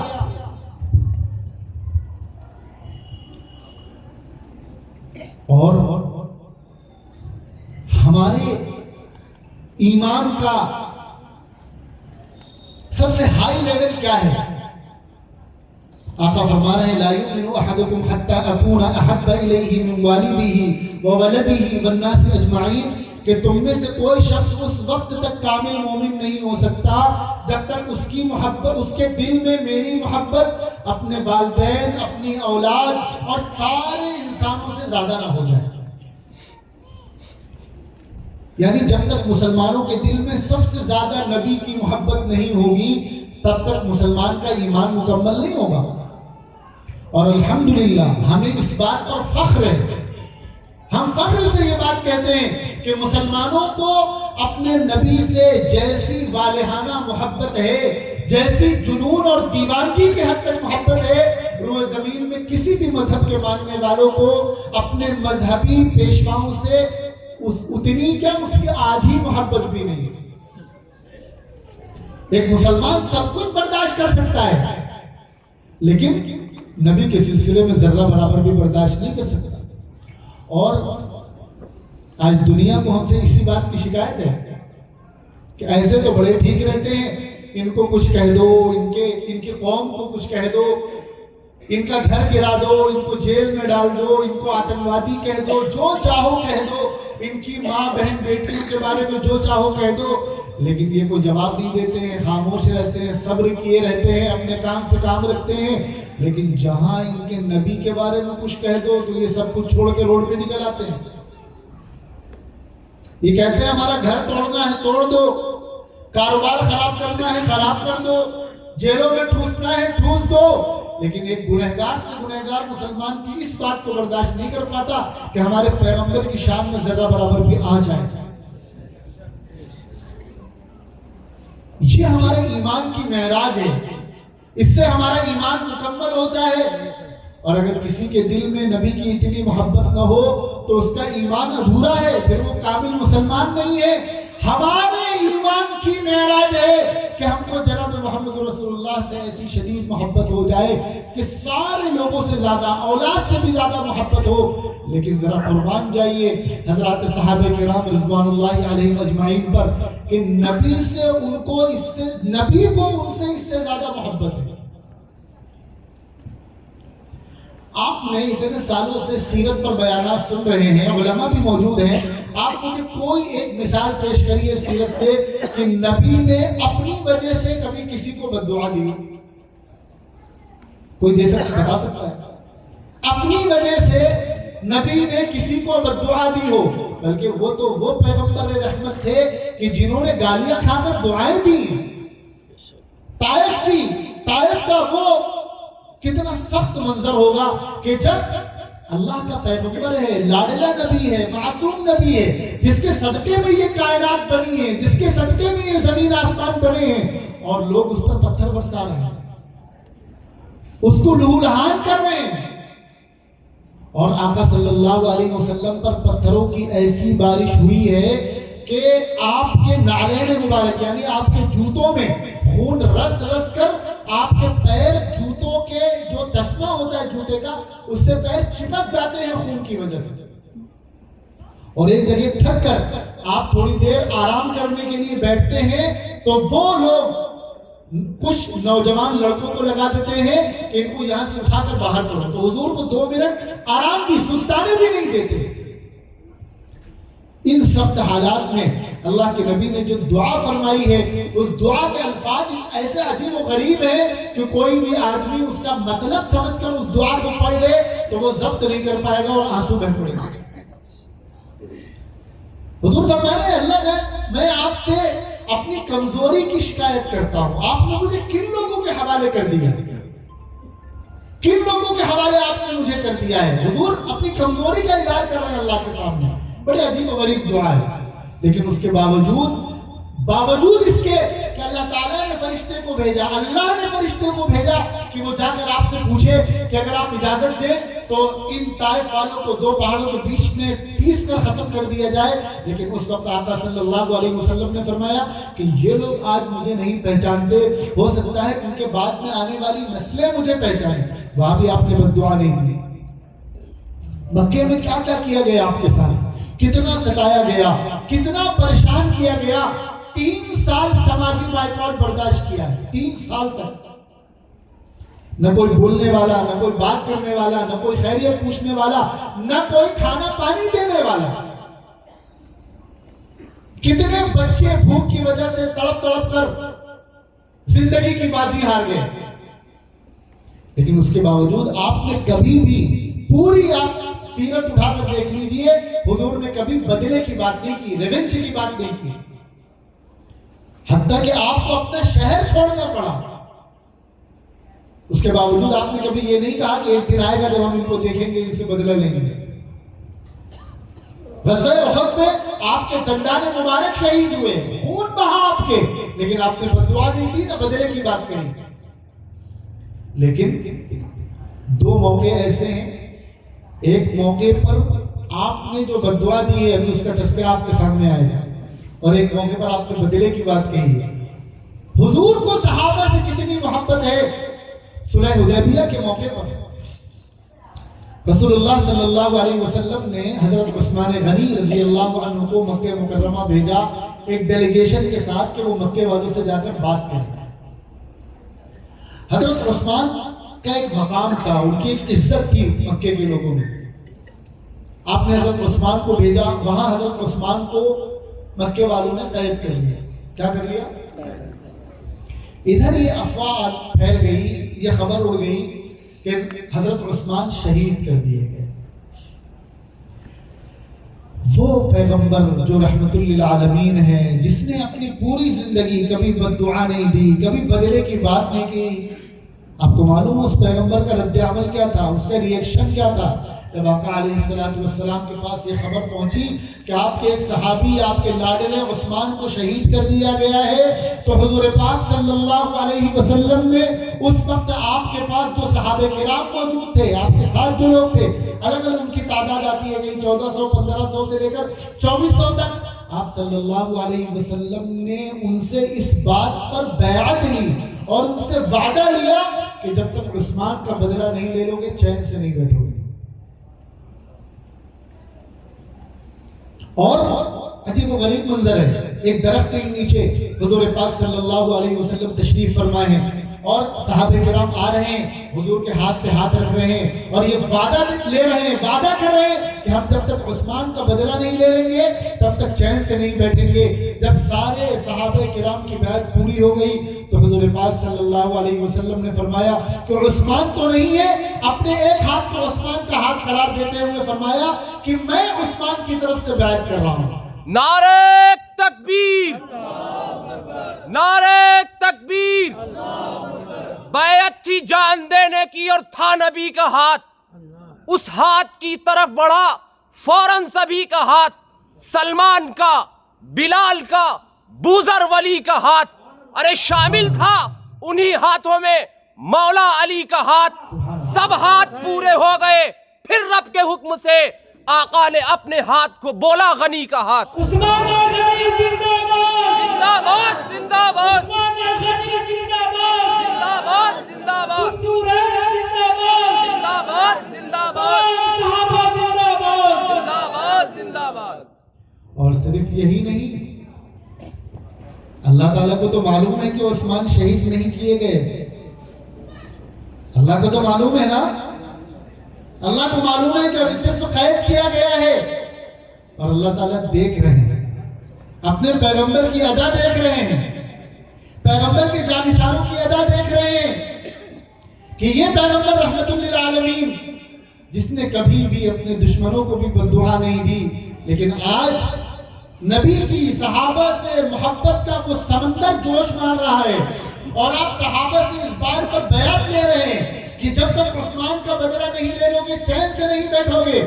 अल्लाह को ये अदा इतनी पसंद आती है कि कुरान की आयतें नाजिल होती हैं, लक़द रज़ियल्लाहु अनिल मुमिनीन इज़ युबायिऊनका तहत अश-शजरा। अल्लाह को मालूम है कि उस्मान शहीद नहीं हुए, लेकिन सहाबा किराम से नबी की मोहब्बत की ये अदा अल्लाह को इतनी भा गई कि अल्लाह ने ऐलान फरमा दिया कि ये जिन जिन लोगों ने उस्मान के क़िसास का वादा किया है, आज मैं इन सब से राजी हो गया। सुभान अल्लाह। सबसे रजा का ऐलान फरमा दिया। एक मौका और है, एक कबीले के कुछ लोग आए कि हम दीन सीखना चाहते हैं, अपने कुछ शागिर्दों को हमारे साथ भेज दीजिए ताकि वो हमें ले जाकर दीन सिखाएं। अल्लाह के नबी सल्लल्लाहु अलैहि वसल्लम ने सहाबे किराम की एक जमात उनके साथ कर दी। खबर मिली कि उन्होंने धोखा देकर उन सहाबे किराम को शहीद कर दिया। क्या कर दिया? कुर्बान जाइए, हमने सहाबे किराम के मकाम को समझा ही नहीं। अल्लाह हमें सही से समझने वाला बना दे। उनके इस अमल पर प्यारे आका सल्लल्लाहु अलैहि वसल्लम जो रहमतुल लिल आलमीन है, 1 महीने तक नमाज के अंदर बद्दुआ दी। हुजूर पाक सल्लल्लाहु अलैहि वसल्लम ने, और उस दुआ के अल्फाज इतने सख्त हैं कि अल्लाह ताला इनको कमजोर कर दिए, इनकी ताकत को तोड़ दीजिए, इनको उखाड़ फेंकिए। उसमें और भी लोग शामिल हैं, लेकिन ये भी शामिल हैं जिन्होंने सहाबे किराम को कत्ल किया और शहीद किया धोखे से ले जाकर। ये है अल्लाह की सहाबे किराम से मोहब्बत, और ये है रसूलुल्लाह की सहाबे किराम से मोहब्बत। जिस जमाने में सहाबे किराम पर उंगली उठाई जा रही हो, किसी सहाबी की नियत पर हमला किया जा रहा हो, अहले ईमान पर फर्ज है कि वो घरों से बाहर निकले, स्टेज सजाएं और सहाबे किराम की तरफ से वकील बनकर जवाब दें। हुब्बे सहाबा जिंदाबाद जिंदाबाद जिंदाबाद पूसे सहाबा मुर्दाबाद मुर्दाबाद मुर्दाबाद। अरे दुनिया ना रहा, लायके उखबा ना रहा, जो सहाबा को न समझा वो कहीं का ना रहा। नारे तकबीर, अल्लाहु अकबर। और नबी ने एक मौके पर इरशाद फरमाया कि तुम में से कोई शख्स उस वक्त तक कामिल मोमिन नहीं हो सकता जब तक उसके दिल में मेरी मोहब्बत हर चीज से ज्यादा ना हो जाए।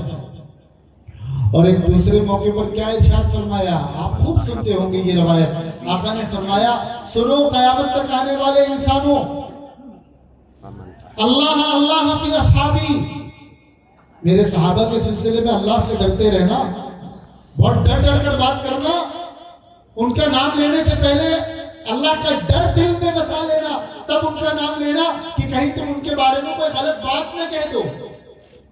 ला तत्तखिज़ूहुम गरज़न मिन बादी, देखो मेरे बाद उनको तनकीद का निशाना मत बनाना, उनकी बुराई मत करना।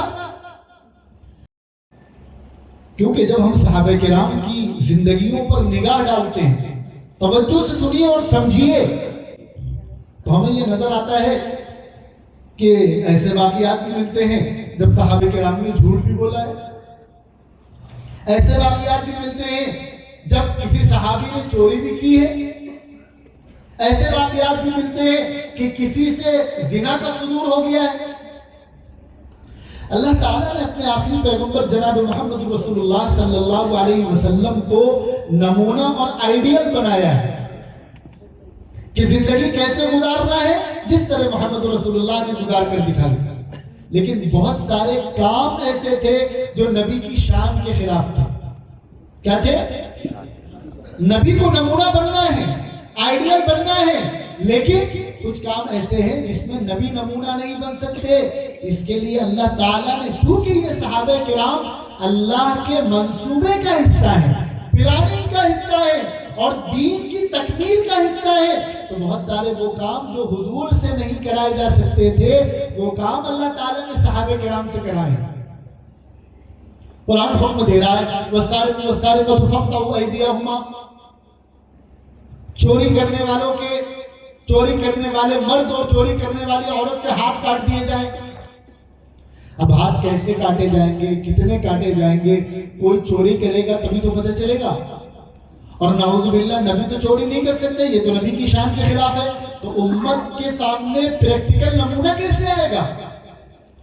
تو اس کے لیے اللہ تعالیٰ، میں بہت سوچ سمجھ کر یہ بات کہہ رہا ہوں اور میں خود اپنے ایک لفظ کا ذمہ دار ہوں کہ صحابہ کرام سے اللہ تعالیٰ کی طرف سے چوری کروائی گئی تاکہ امت کو پتہ چلے کہ اگر تم سے یہ گناہ ہو جائے تو کرنا کیا ہے. صحابہ کرام سے گناہ کروایا گیا. بھائی امت کو توبہ بھی تو سکھانی تھی. نبی تو گناہ نہیں کر سکتے، نبی تو معصوم ہے. صحابہ کرام معصوم نہیں ہے لیکن محفوظ ہیں. محفوظ کا مطلب یہ ہے کہ اللہ تعالیٰ نے ان کو گناہ پر باقی نہیں رہنے دیے، اور وہ کام جو نبی کی شایان شان نہیں تھے وہ اللہ تعالیٰ نے صحابہ سے کروائے. تو امت کو یہ بھی نمونہ دکھانا تھا کہ اگر گناہ ہو جائے تو پھر اس کے بعد کیا کرنا ہے. اسی لیے علماء نے لکھا کہ صحابہ کرام کے گناہ کو مت دیکھو، وہ تو ان سے پری پلان کروائے گئے، اس کے بعد ان کی توبہ کو دیکھو. وہ امت کے لیے نمونہ ہے کہ تم سے بڑے سے بڑا گناہ ہو جائے تو تم کو اللہ کے سامنے توبہ کیسے کرنی ہے. ایک صحابیہ سے زنا ہوا، آئی حضور کے پاس کہ مجھ سے یہ گناہ ہو گیا ہے، مجھے پاک کر دیا. حضور نے فرمایا بعد میں آنا. پھر بعد میں آئی، پھر فرمایا مجھ سے یہ گناہ ہوا ہے، اب مجھے پاک کر دیجیے. چونکہ ان کے گود میں بچہ تھا تو حضور نے فرمایا ابھی جاؤ، اس کی پرورش کرو، اس کو بڑا کرو، پھر آنا. ان کے دل میں کتنی تڑپ تھی گناہ ہو جانے کے بعد. آج ہم سے رات دن کتنے گناہ ہوتے رہتے ہیں، لیکن صحابہ کرام کا معاملہ بالکل الگ تھا. پھر خود آئی کہ حضور اب تو میرا بیٹا بڑا بھی ہو گیا ہے، اب مجھے پاک کر دیجیے. تو پھر زنا کی جو سزا ہے شریعت میں سنسار کرنا، وہ سزا ان کو دی گئی. جب ان کو وہ سزا دی جا رہی تھی تو ایک صحابی کے ان کے خون کے چھینٹے اٹھے اور ایک صحابی کے بدن پر یا کپڑے پر لگ گئے. تو وہ ذرا سا انہوں نے اس کو برا سمجھ کر اپنے پیر پیچھے ہٹا لیے اور کوئی کمنٹ کر دیا ان کے بارے میں. آقا صلی اللہ علیہ وسلم کو جب اطلاع ہوئی تو آپ نے فرمایا کہ تم اس کے گناہ کو دیکھ رہے ہو، اس نے اللہ سے ایسی توبہ کی ہے کہ اگر اس کی توبہ کو تقسیم کر دیا جائے تو سارے مدینے والوں کی مغفرت کے لیے کافی ہوگی. تو صحابہ کرام سے جو گناہ ہو گئے ان کو دیکھ کر ان کو تنقید کا نشانہ مت بنانا، ان کی برائی مت کرنا. لا تتخذوهم غرضا من بعدی، میرے بعد ان کو نشانہ مت بنانا. اور پھر اللہ کے نبی نے قیامت تک کے لیے ایک اصول بنا دیا، ایک ضابطہ بنا دیا. مسلمانوں تم کو مجھ سے محبت ہے، تم ساری دنیا سے لڑنے کو تیار ہو میری محبت کے لیے، لیکن کب پتہ چلے گا کہ تمہارے دل میں واقعی میری محبت ہے یا نہیں ہے؟ تو اس کا پیمانہ ہے فمن احبہم فبحبی احبہم، کہ جس کے دل میں صحابہ کرام کی محبت ہے یقیناً مان لیا جائے گا کہ ہاں اس کے دل میں نبی کی بھی محبت ہے. اور آگے ارشاد فرمایا ومن ابغضہم فبغضی ابغضہم، اور جس کے دل میں صحابہ کرام کا بغض ہے وہ لاکھ دعویٰ کرے کہ اس کے دل میں میری محبت ہے، نہیں، اس کے دل میں میری محبت نہیں بلکہ میرے صحابہ سے یہ جو بغض ہے یہ بھی مجھ سے بغض ہونے کی وجہ سے. نبی نے صحابہ کی محبت کو اپنی محبت بتلایا اور صحابہ سے عداوت اور بغض کو اپنی عداوت اور بغض بتلایا. آج جو لوگ یہ جرات کرتے ہیں کہ صحابہ کرام کو نشانہ بناتے ہیں، انہیں خوب ہوش کے ناخن لے لینے چاہیے کہ وہ دراصل کس کو نشانہ بنا رہے ہیں.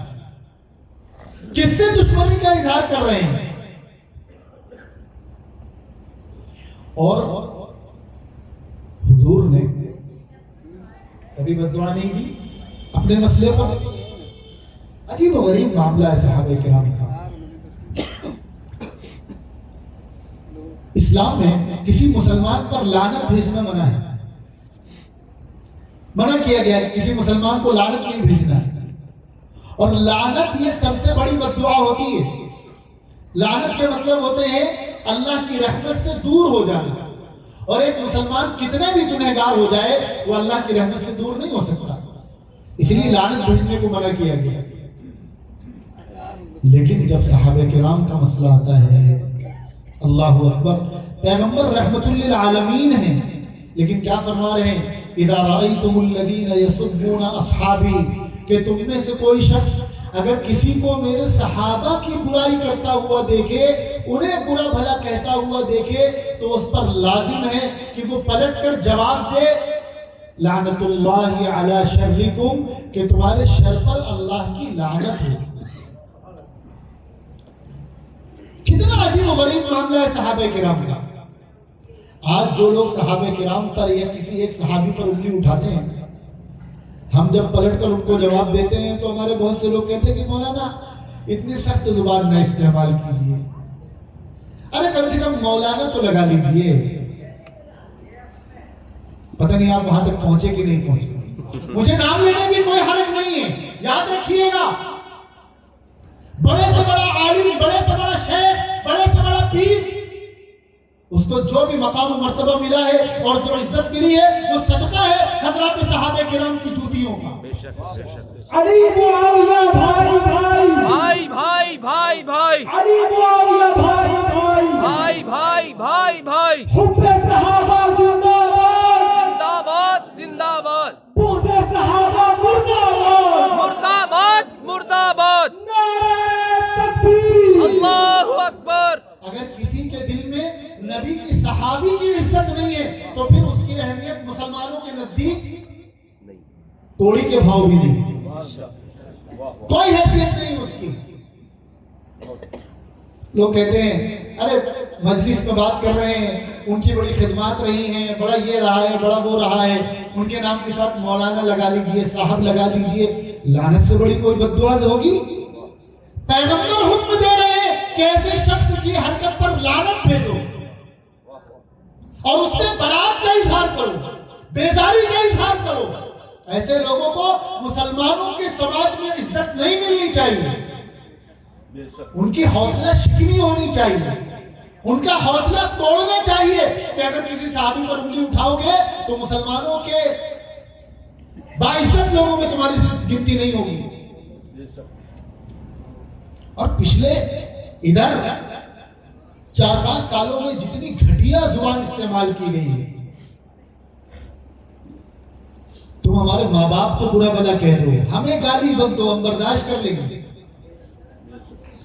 تم رات دن برا بھلا کہو اور ہمیں چھوڑو, تم کسی بھی مسلمان کو, ہمارے استاد کو برا بھلا کہہ دو, تم دیوبندیوں کو کہہ دو, تم حنفیوں کو کہہ دو, تم امام ابو حنیفہ, امام شافعی, امام مالک, احمد بن حنبل, عبد القادر جیلانی, معین الدین چشتی, جس کو چاہو برا بھلا کہہ دو, گرچہ وہ بھی ہمارے سر کا تاج ہیں. ان کو تم کچھ کہو گے تو ہمارے دل چھلنی ہوں گے, لیکن پھر بھی 1 منٹ کے لیے ہم برداشت کر سکتے ہیں. لیکن خدا کے واسطے نبی کے کسی ایک صحابی پر تم نے زبان کھینچی تو میں سخت بات نہیں کہتا, جمہوری ملک ہے, ایسے لوگوں کو مسلمانوں کے درمیان رہنے کا حق نہیں ہے.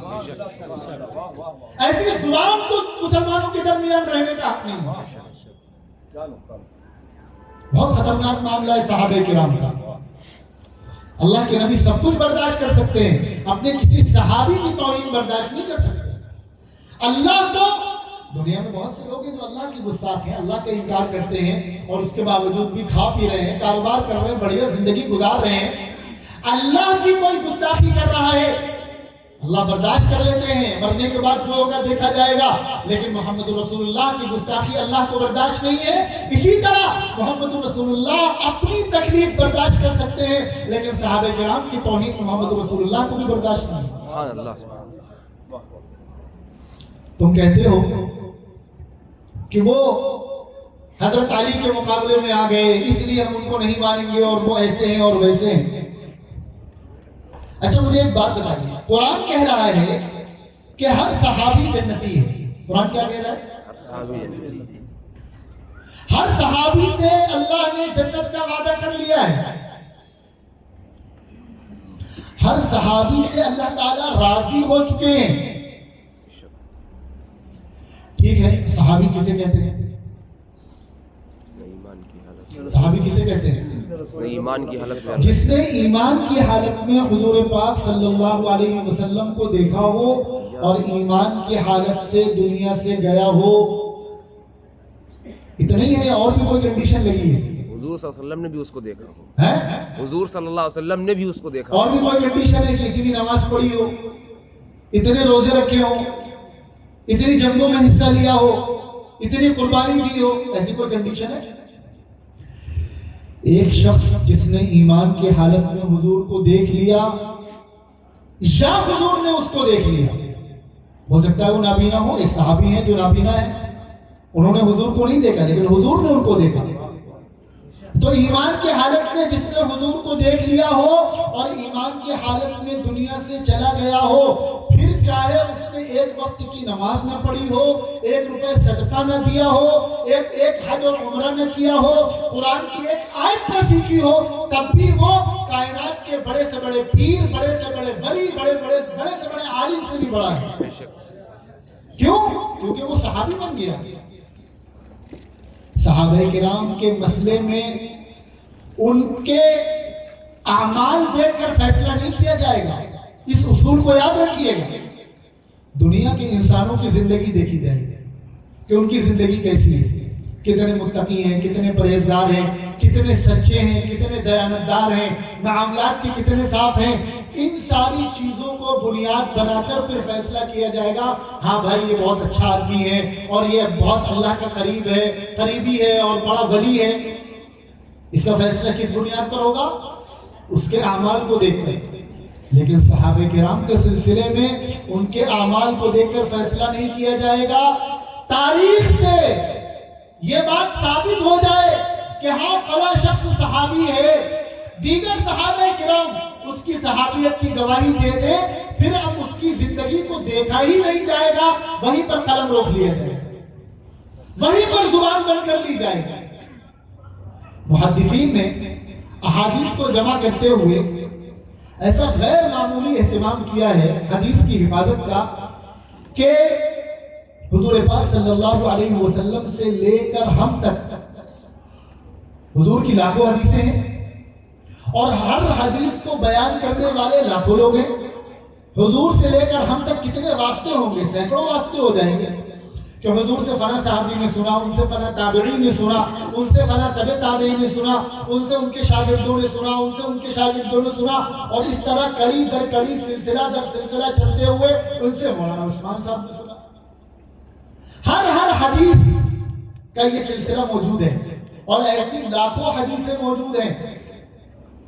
آپ کو معلوم ہے ساری حدیثیں بھی موجود ہیں اور ان حدیث کو بیان کرنے والے کتنے لوگ ہیں، بیچ میں کتنے واسطے ہیں، ہر واسطہ، ہر نام محفوظ ہے اور ہر آدمی کی پوری زندگی موجود ہے۔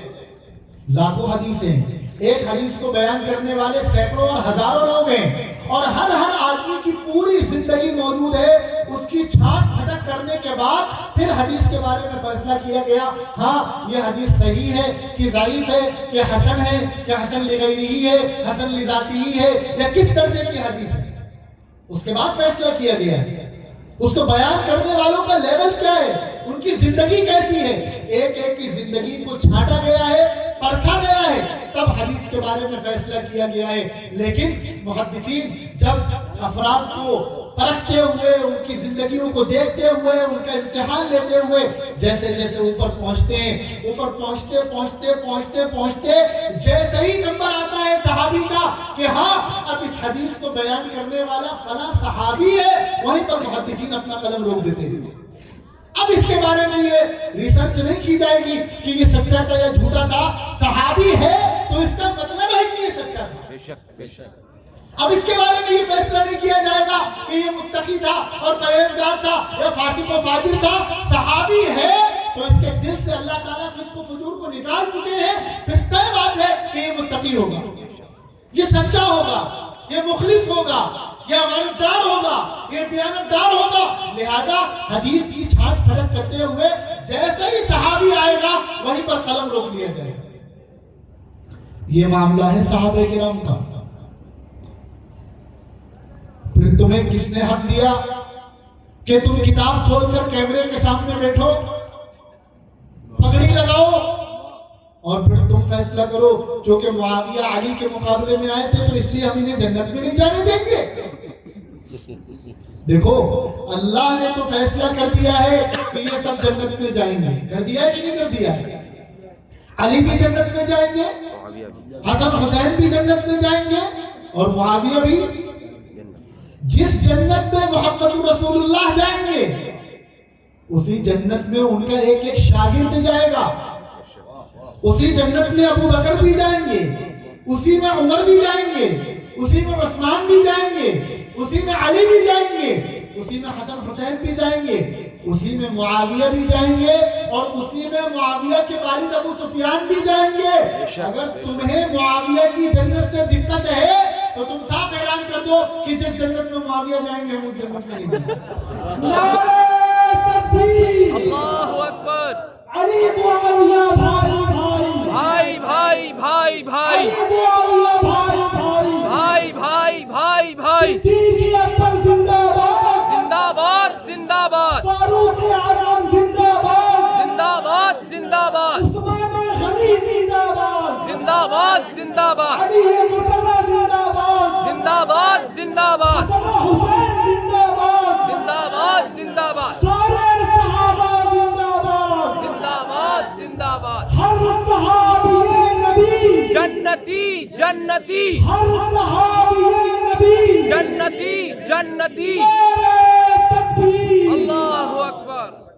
اور یہ تو سارے صحابہ کا معاملہ ہے. اور پھر وہ صحابی جس کے دین کے لیے بڑی قربانیاں ہوں, بڑی خدمات ہوں, جس کو اللہ کے رسول نے وحی کی کتابت کے لیے مقرر کیا ہو. وحی نازل کرنے والی ذات کون سی ہے؟ اور وحی کی حفاظت کرنے والی قرآن میں اللہ نے کہا نا اِنَّا نَحْنُ نَزَّلْنَا الذِّكْرَ وَإِنَّا لَهُ لَحَافِظُونَ کہ ہم نے نازل کیا اور ہم ہی اس کی حفاظت کریں گے. اور حفاظت کرنے کے لیے اللہ کے پیغمبر اللہ کے حکم سے جو سب سے پہلا طریقہ اختیار کر رہے ہیں وہ یہ ہے کہ حضور اپنے کچھ شاگردوں کو بلاتے ہیں اور ان سے کہتے ہیں کہ مجھ سے سنو اور لکھو. یہ حضور کس کے کہنے پر کر رہے ہیں؟ کس کے کہنے پر کر رہے ہیں؟ اللہ کے کہنے پر کر رہے ہیں.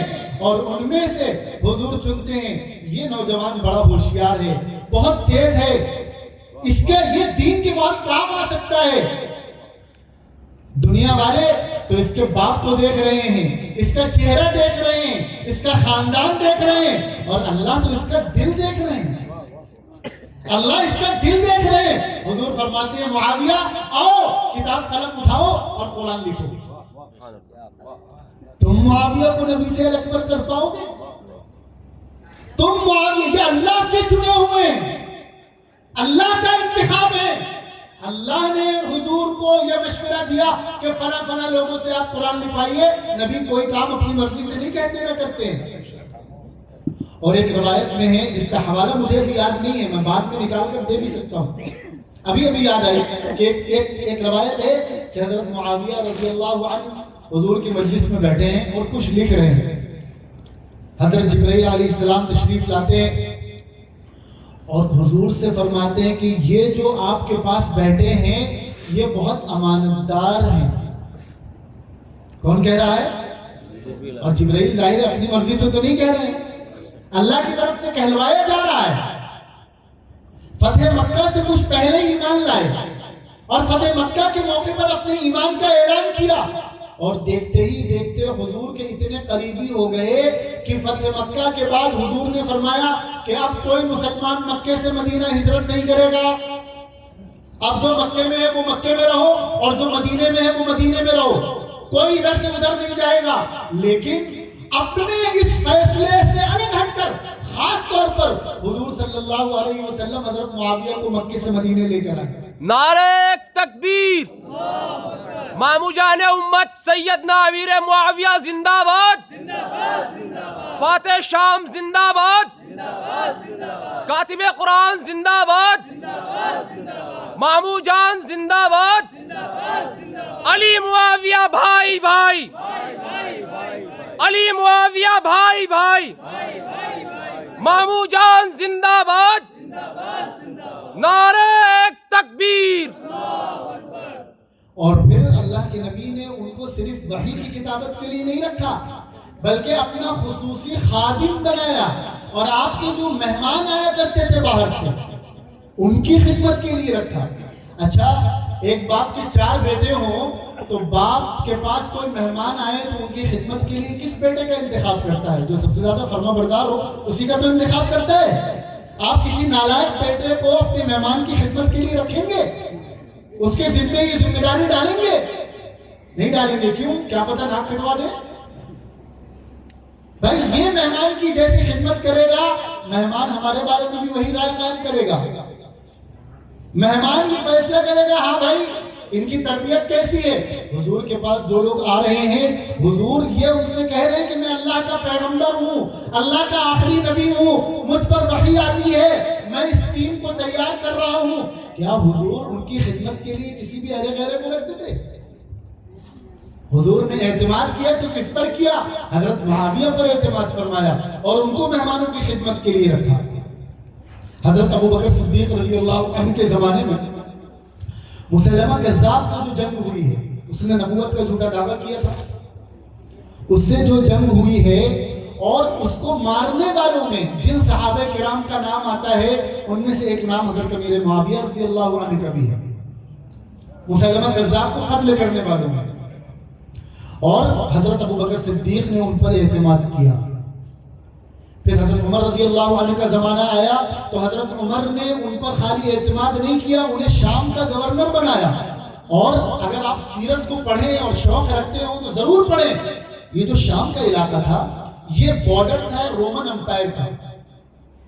اس وقت دنیا کی سب سے بڑی طاقت تھی رومن امپائر، اور ظاہر ہے اس کے بارڈر پر، اس علاقے پر کسی کو ذمہ دار بنا کر بھیجا جا رہا ہے تو کیسا آدمی ہونا چاہیے؟ اور مسلمانوں کو سب سے زیادہ خطرہ بھی اسی بارڈر سے۔ ہمارے ملک کے وہ جو بارڈر علاقے ہیں جہاں سب سے زیادہ خطرہ ہے، وہاں سب سے زیادہ جو تربیت یافتہ فوجی ہوتے ہیں ان کو لگایا جاتا ہے۔ تو حضرت عمر نے اس خطرناک بارڈر پر اسلام اور مسلمانوں کی دنیا کی سب سے سپر پاور طاقت سے حفاظت کے لیے اگر کسی کا انتخاب کیا ہے تو وہ ہے جناب امیر معاویہ رضی اللہ عنہ۔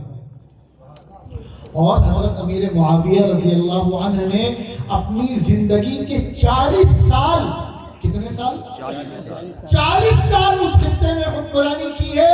جب حضرت امیر معاویہ کو وہاں کا گورنر بنایا گیا تو اس وقت رومن امپائر کی توتی بولا کرتی تھی، اور 40 سال کے بعد جب یہ مرد قلندر دنیا سے رخصت ہوا ہے تو وہ رومن امپائر اپنا آخری وقت گن رہی تھی۔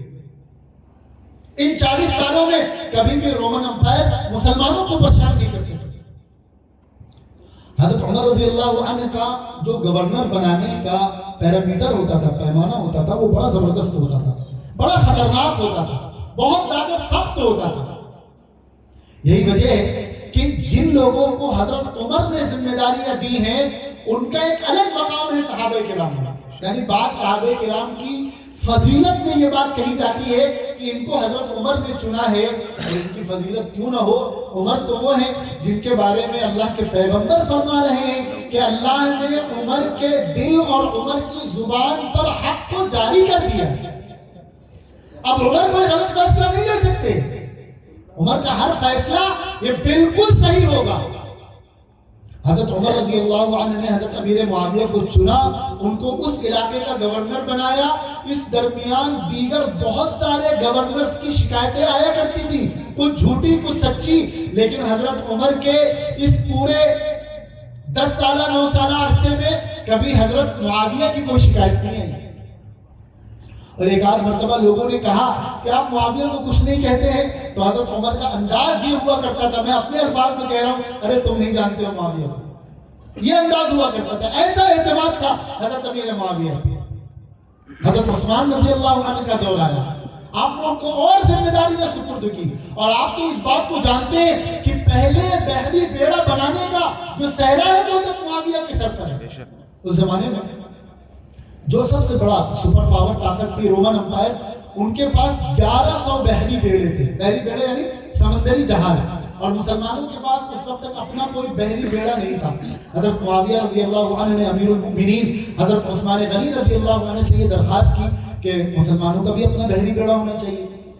انہوں نے کہا بھائی جو اسلامی مملکت ہے اس کے پاس اتنے پیسے نہیں.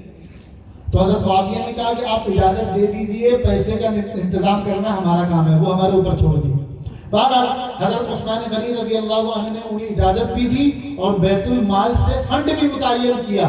اور آپ کو معلوم ہے حضرت امیر معاویہ رضی اللہ عنہ کی یہ قربانی, ان کی یہ خدمت مرتے دم تک, قیامت تک مسلمانوں کے کندھے پر حضرت معاویہ کا یہ احسان رہے گا کہ جس وقت سپر پاور طاقت کے پاس 1100 بحری بیڑے تھے, اس وقت حضرت معاویہ نے مسلمانوں کے 1700 بحری بیڑے تیار کرائے. سبحان اللہ.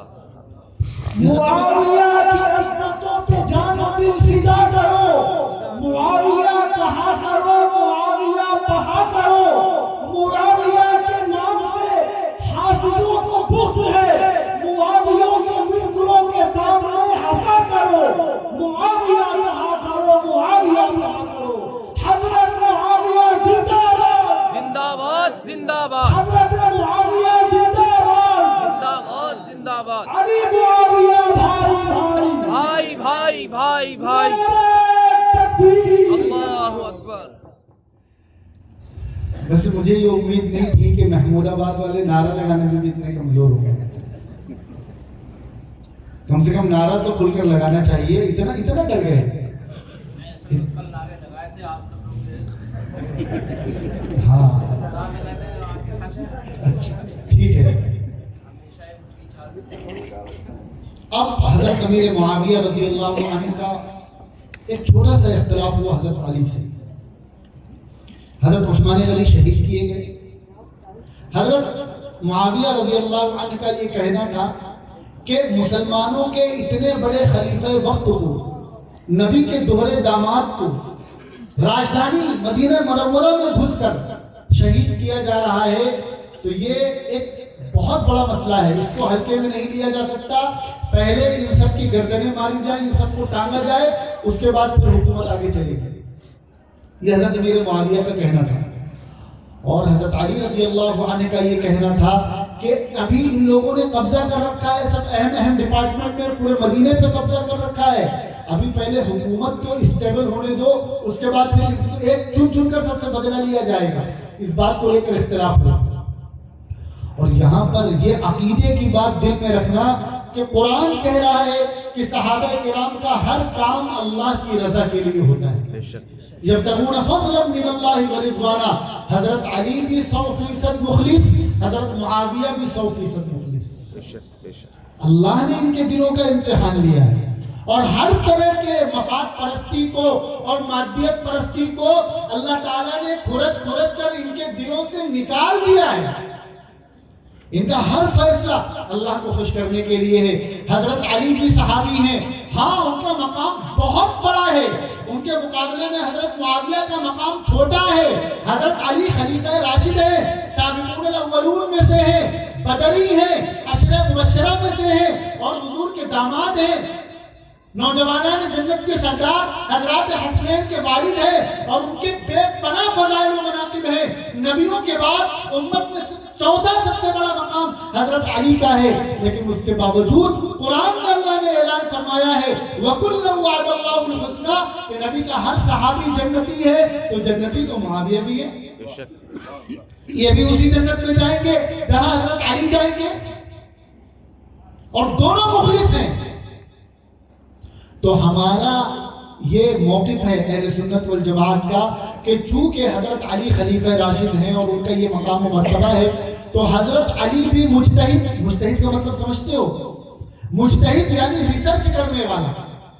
اگر کسی بات کا حل، کسی مسئلے کا حل قرآن میں حدیث میں موجود نہ ہو اور کہیں سے اس کا حل نہ مل رہا ہو، تو وہ علماء جو اپنے علم کی روشنی میں ریسرچ کرتے ہیں اور ریسرچ کر کے اس کا حل تلاش کرتے ہیں، انہیں مجتہد کہا جاتا ہے. اور آقا صلی اللہ علیہ وسلم نے مجتہدین کے بارے میں یہ بات ارشاد فرمائی ہے کہ جب مجتہد اجتہاد کرتا ہے، یعنی ایسے مسئلے کا حل تلاش کرتا ہے جس کا حل قرآن و حدیث میں موجود نہیں ہے، تو وہ یا تو صحیح رزلٹ تک پہنچے گا یا غلط رزلٹ تک پہنچے گا.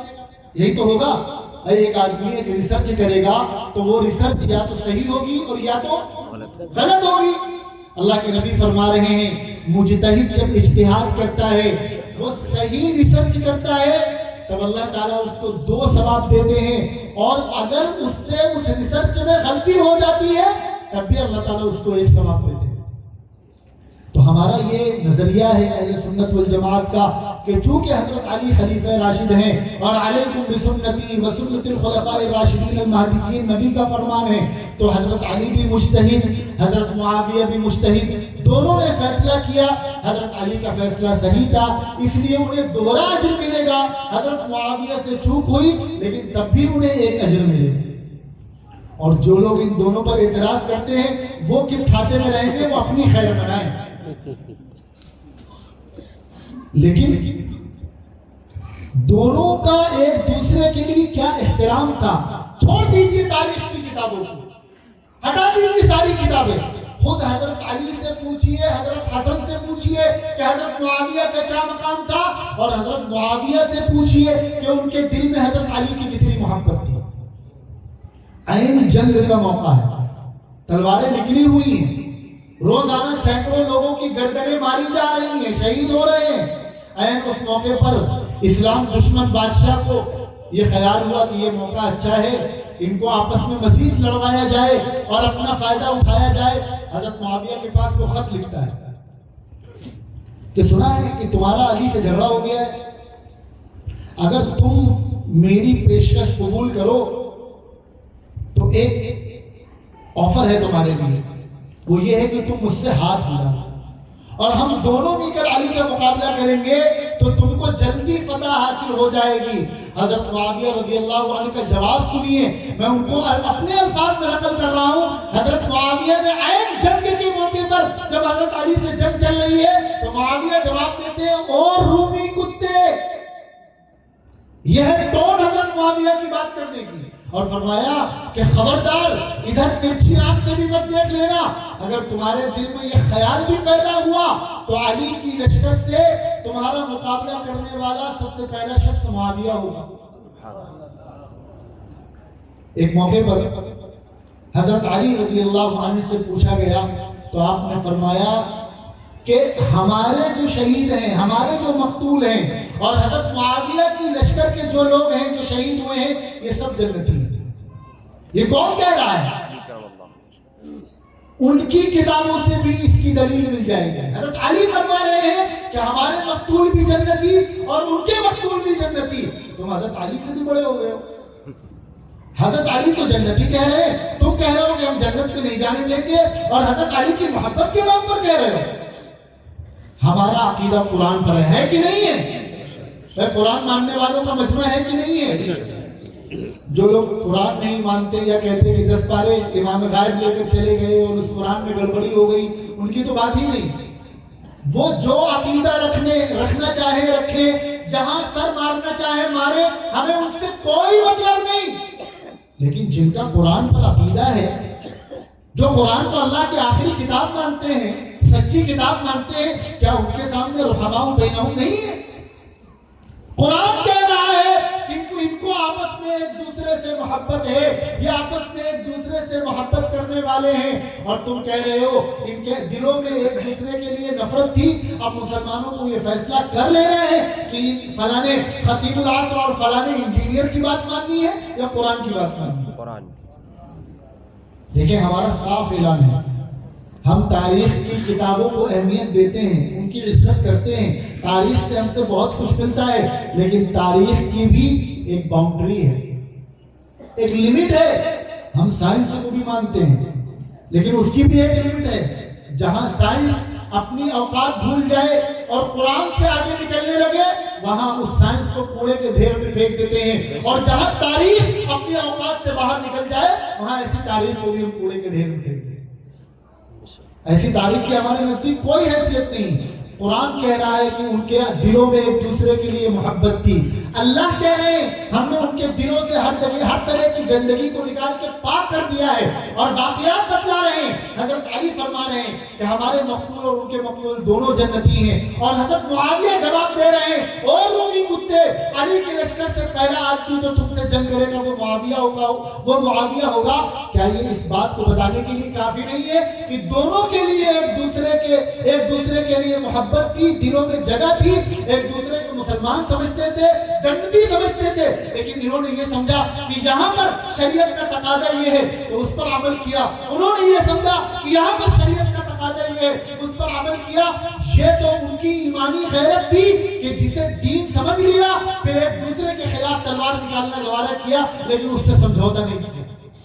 یہ تو ان کی ایمانی غیرت ہے, یہ تو ان کا کمال ہے. اور پھر حضرت حسن نے تو سارا مقدمہ ہی لپیٹ کر رکھ دیا. کون ہے جو انکار کرے گا؟ حضور پاک صلی اللہ علیہ وسلم نے ارشاد فرمایا, ایک مرتبہ حضرت حسن رضی اللہ عنہ کو دیکھ کر فرمایا میرا یہ بیٹا سردار ہے. بس میں اپنی بات مکمل کر رہا ہوں. آپ لوگ سوچ رہے ہیں کہ ان کی تو بات ہی نہیں ختم ہو رہی. حضور نے فرمایا کہ میرا یہ بیٹا سردار ہے. کون؟ حسن. کون سردار ہے؟ حسن. حضرت حسن امت کے سردار ہیں. ہم سب مانتے ہیں نا؟ مانتے ہیں کہ نہیں مانتے؟ اس لیے مانتے ہیں کہ نبی نے ان کو سردار کہا ہے. اور نبی نے سردار کیوں کہا ہے؟ جب کسی کو کوئی لقب دیا جاتا ہے, کوئی عہدہ دیا جاتا ہے تو خوش ہو کر دیا جاتا ہے یا ناراض ہو کر دیا جاتا ہے؟ خوش ہو. اگر مولانا آپ میں سے کسی کو بلائیں اور کہیں میرا یہ بھائی تو شیر ہے, شیر, تو یہ خوش ہو کر کہیں گے یا غصہ ہو کر کہیں گے؟ خوش ہو کر. ظاہر ہے خوش ہو کر کہیں گے. حضور فرما رہے ہیں کہ میرا یہ بیٹا سردار ہے, سردار. اور کس بات پر حضور خوش ہو رہے ہیں؟ کیوں سردار کہہ رہے ہیں؟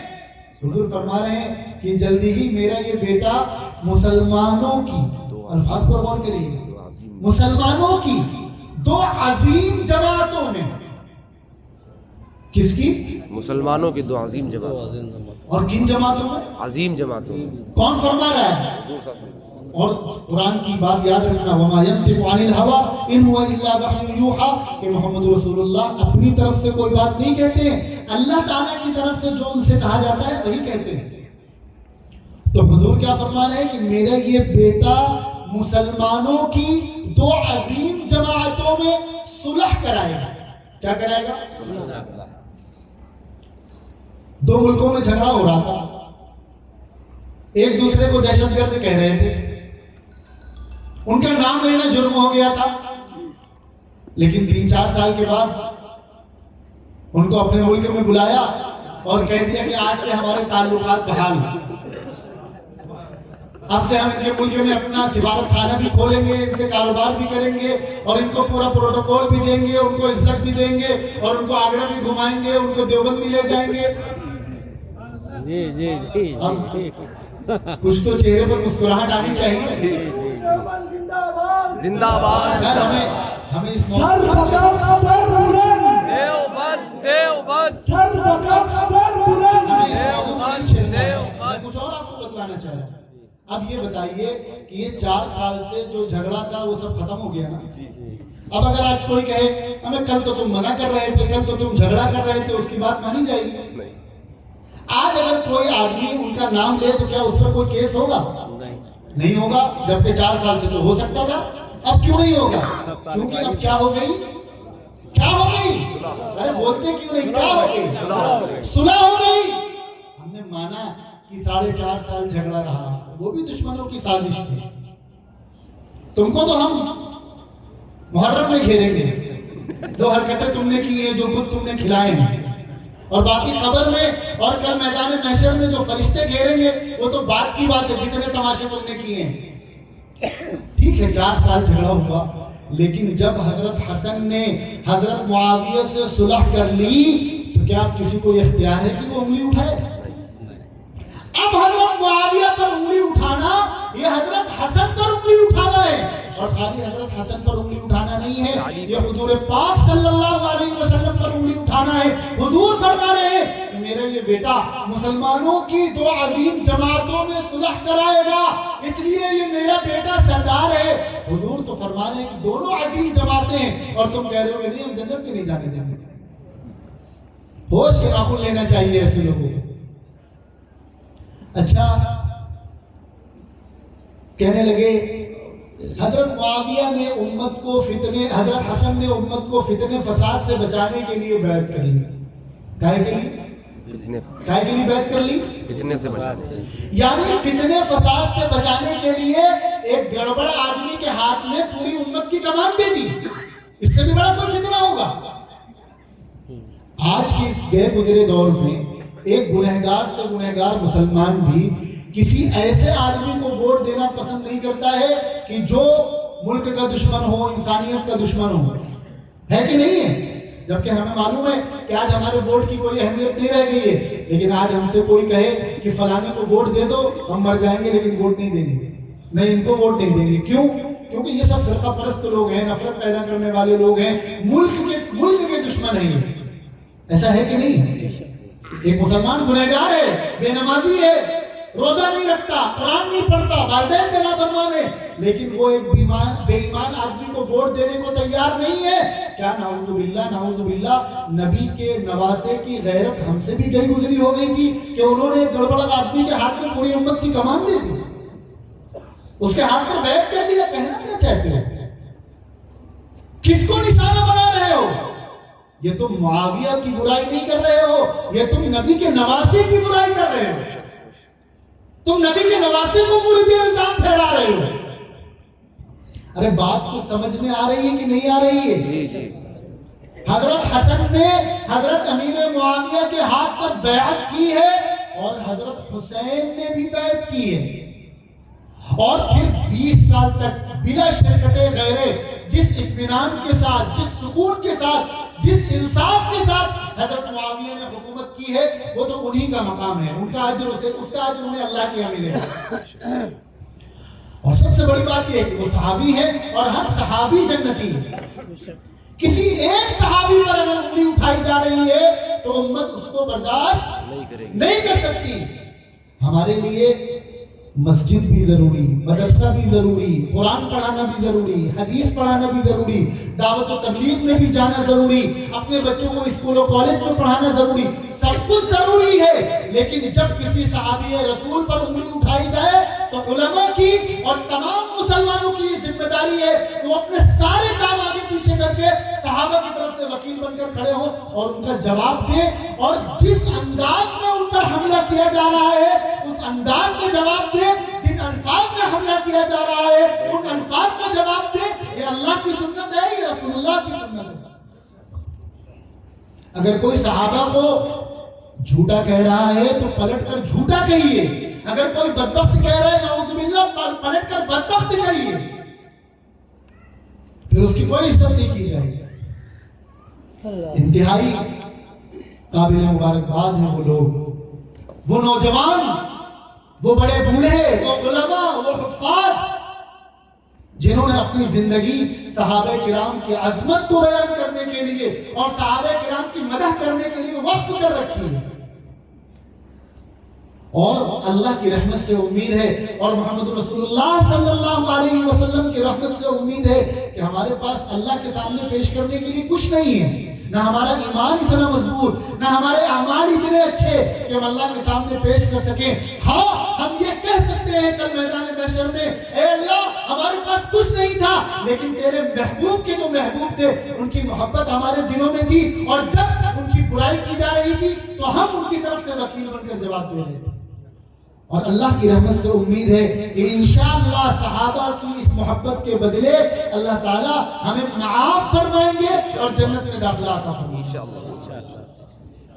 ہمیں یہ امید ہے کہ کل میدان محشر میں جب رسول اللہ صلی اللہ علیہ وسلم کا سامنا ہوگا اور پیارے آقا پوچھیں گے کہ میرے معاویہ کو، میرے حسن و حسین کو، میرے علی کو، میری بیویوں کو، میری بیٹیوں کو نشانہ بنایا جا رہا تھا، تم کیا کر رہے تھے؟ تو کم از کم ہم نبی کو یہ بتانے کی پوزیشن میں ہوں گے کہ حضور ہم سب کی دشمنی مول کر بھی آپ کے صحابہ کا دفاع کر رہے ہیں۔ ہمارے پاس کہنے کے لیے کچھ تو ہوگا، اور خدا نہ خواستہ اگر ہم نے یہ کام نہیں کیا تو یاد رکھنا اپنی تمام تر عبادتوں اور نیکیوں کے باوجود کل محمد رسول اللہ کا سامنا کرنے کی پوزیشن میں نہیں ہوں۔ اس وقت کا سب سے بڑا کام ہے، سب سے بڑا جہاد ہے کہ گھر گھر صحابہ کرام کا تذکرہ کیا جائے، ان کا مقام و مرتبہ بیان کیا جائے، بچوں اور بچیوں کے دل و دماغ میں، آئندہ آنے والی نسل کے رگ و ریشے میں صحابہ کی محبت گھول کر پلا دی جائے۔ اور ہمیں یقین ہے، امید ہے، اطمینان ہے، بھروسہ ہے کہ الحمدللہ ہمارے امام اہل سنت مولانا عبدالشکور فاروقی لکھنوی اللہ ان کے قبر پر کروڑوں رحمت نازل فرمائے، انہوں نے جو چراغ جلایا تھا الحمدللہ وہ ابھی تک جل رہا ہے اور آئندہ جلتا رہے گا انشاءاللہ۔ اور اسی طرح صحابہ کرام کی منقبت کی، ان کی تعریف کی، ان کی تذکرے کی مجلسیں منعقد ہوتی رہیں گی، اور اسی طرح ہم اپنے ایمان میں اضافہ کرتے رہیں گے۔ اللہ تعالی ہمارے یہاں بیٹھنے کو قبول فرمائے۔ جن لوگوں نے یہ عظیم الشان مجلس منعقد کی ہے اللہ تعالیٰ ان کو خوب خوب جزائے خیر عطا فرمائے، اور یہاں بیٹھنے اور سننے کو اللہ ہمارے لیے خاتمہ بالخیر کا اور مغفرت کا ذریعہ بنائے۔ وآخر دعوانا الحمدللہ رب العالمین۔ حضرت ایک گزارش ہے، یہ آسمان یہ زمین، تھوڑا سا پڑھتی، یہ آسمان یہ زمین،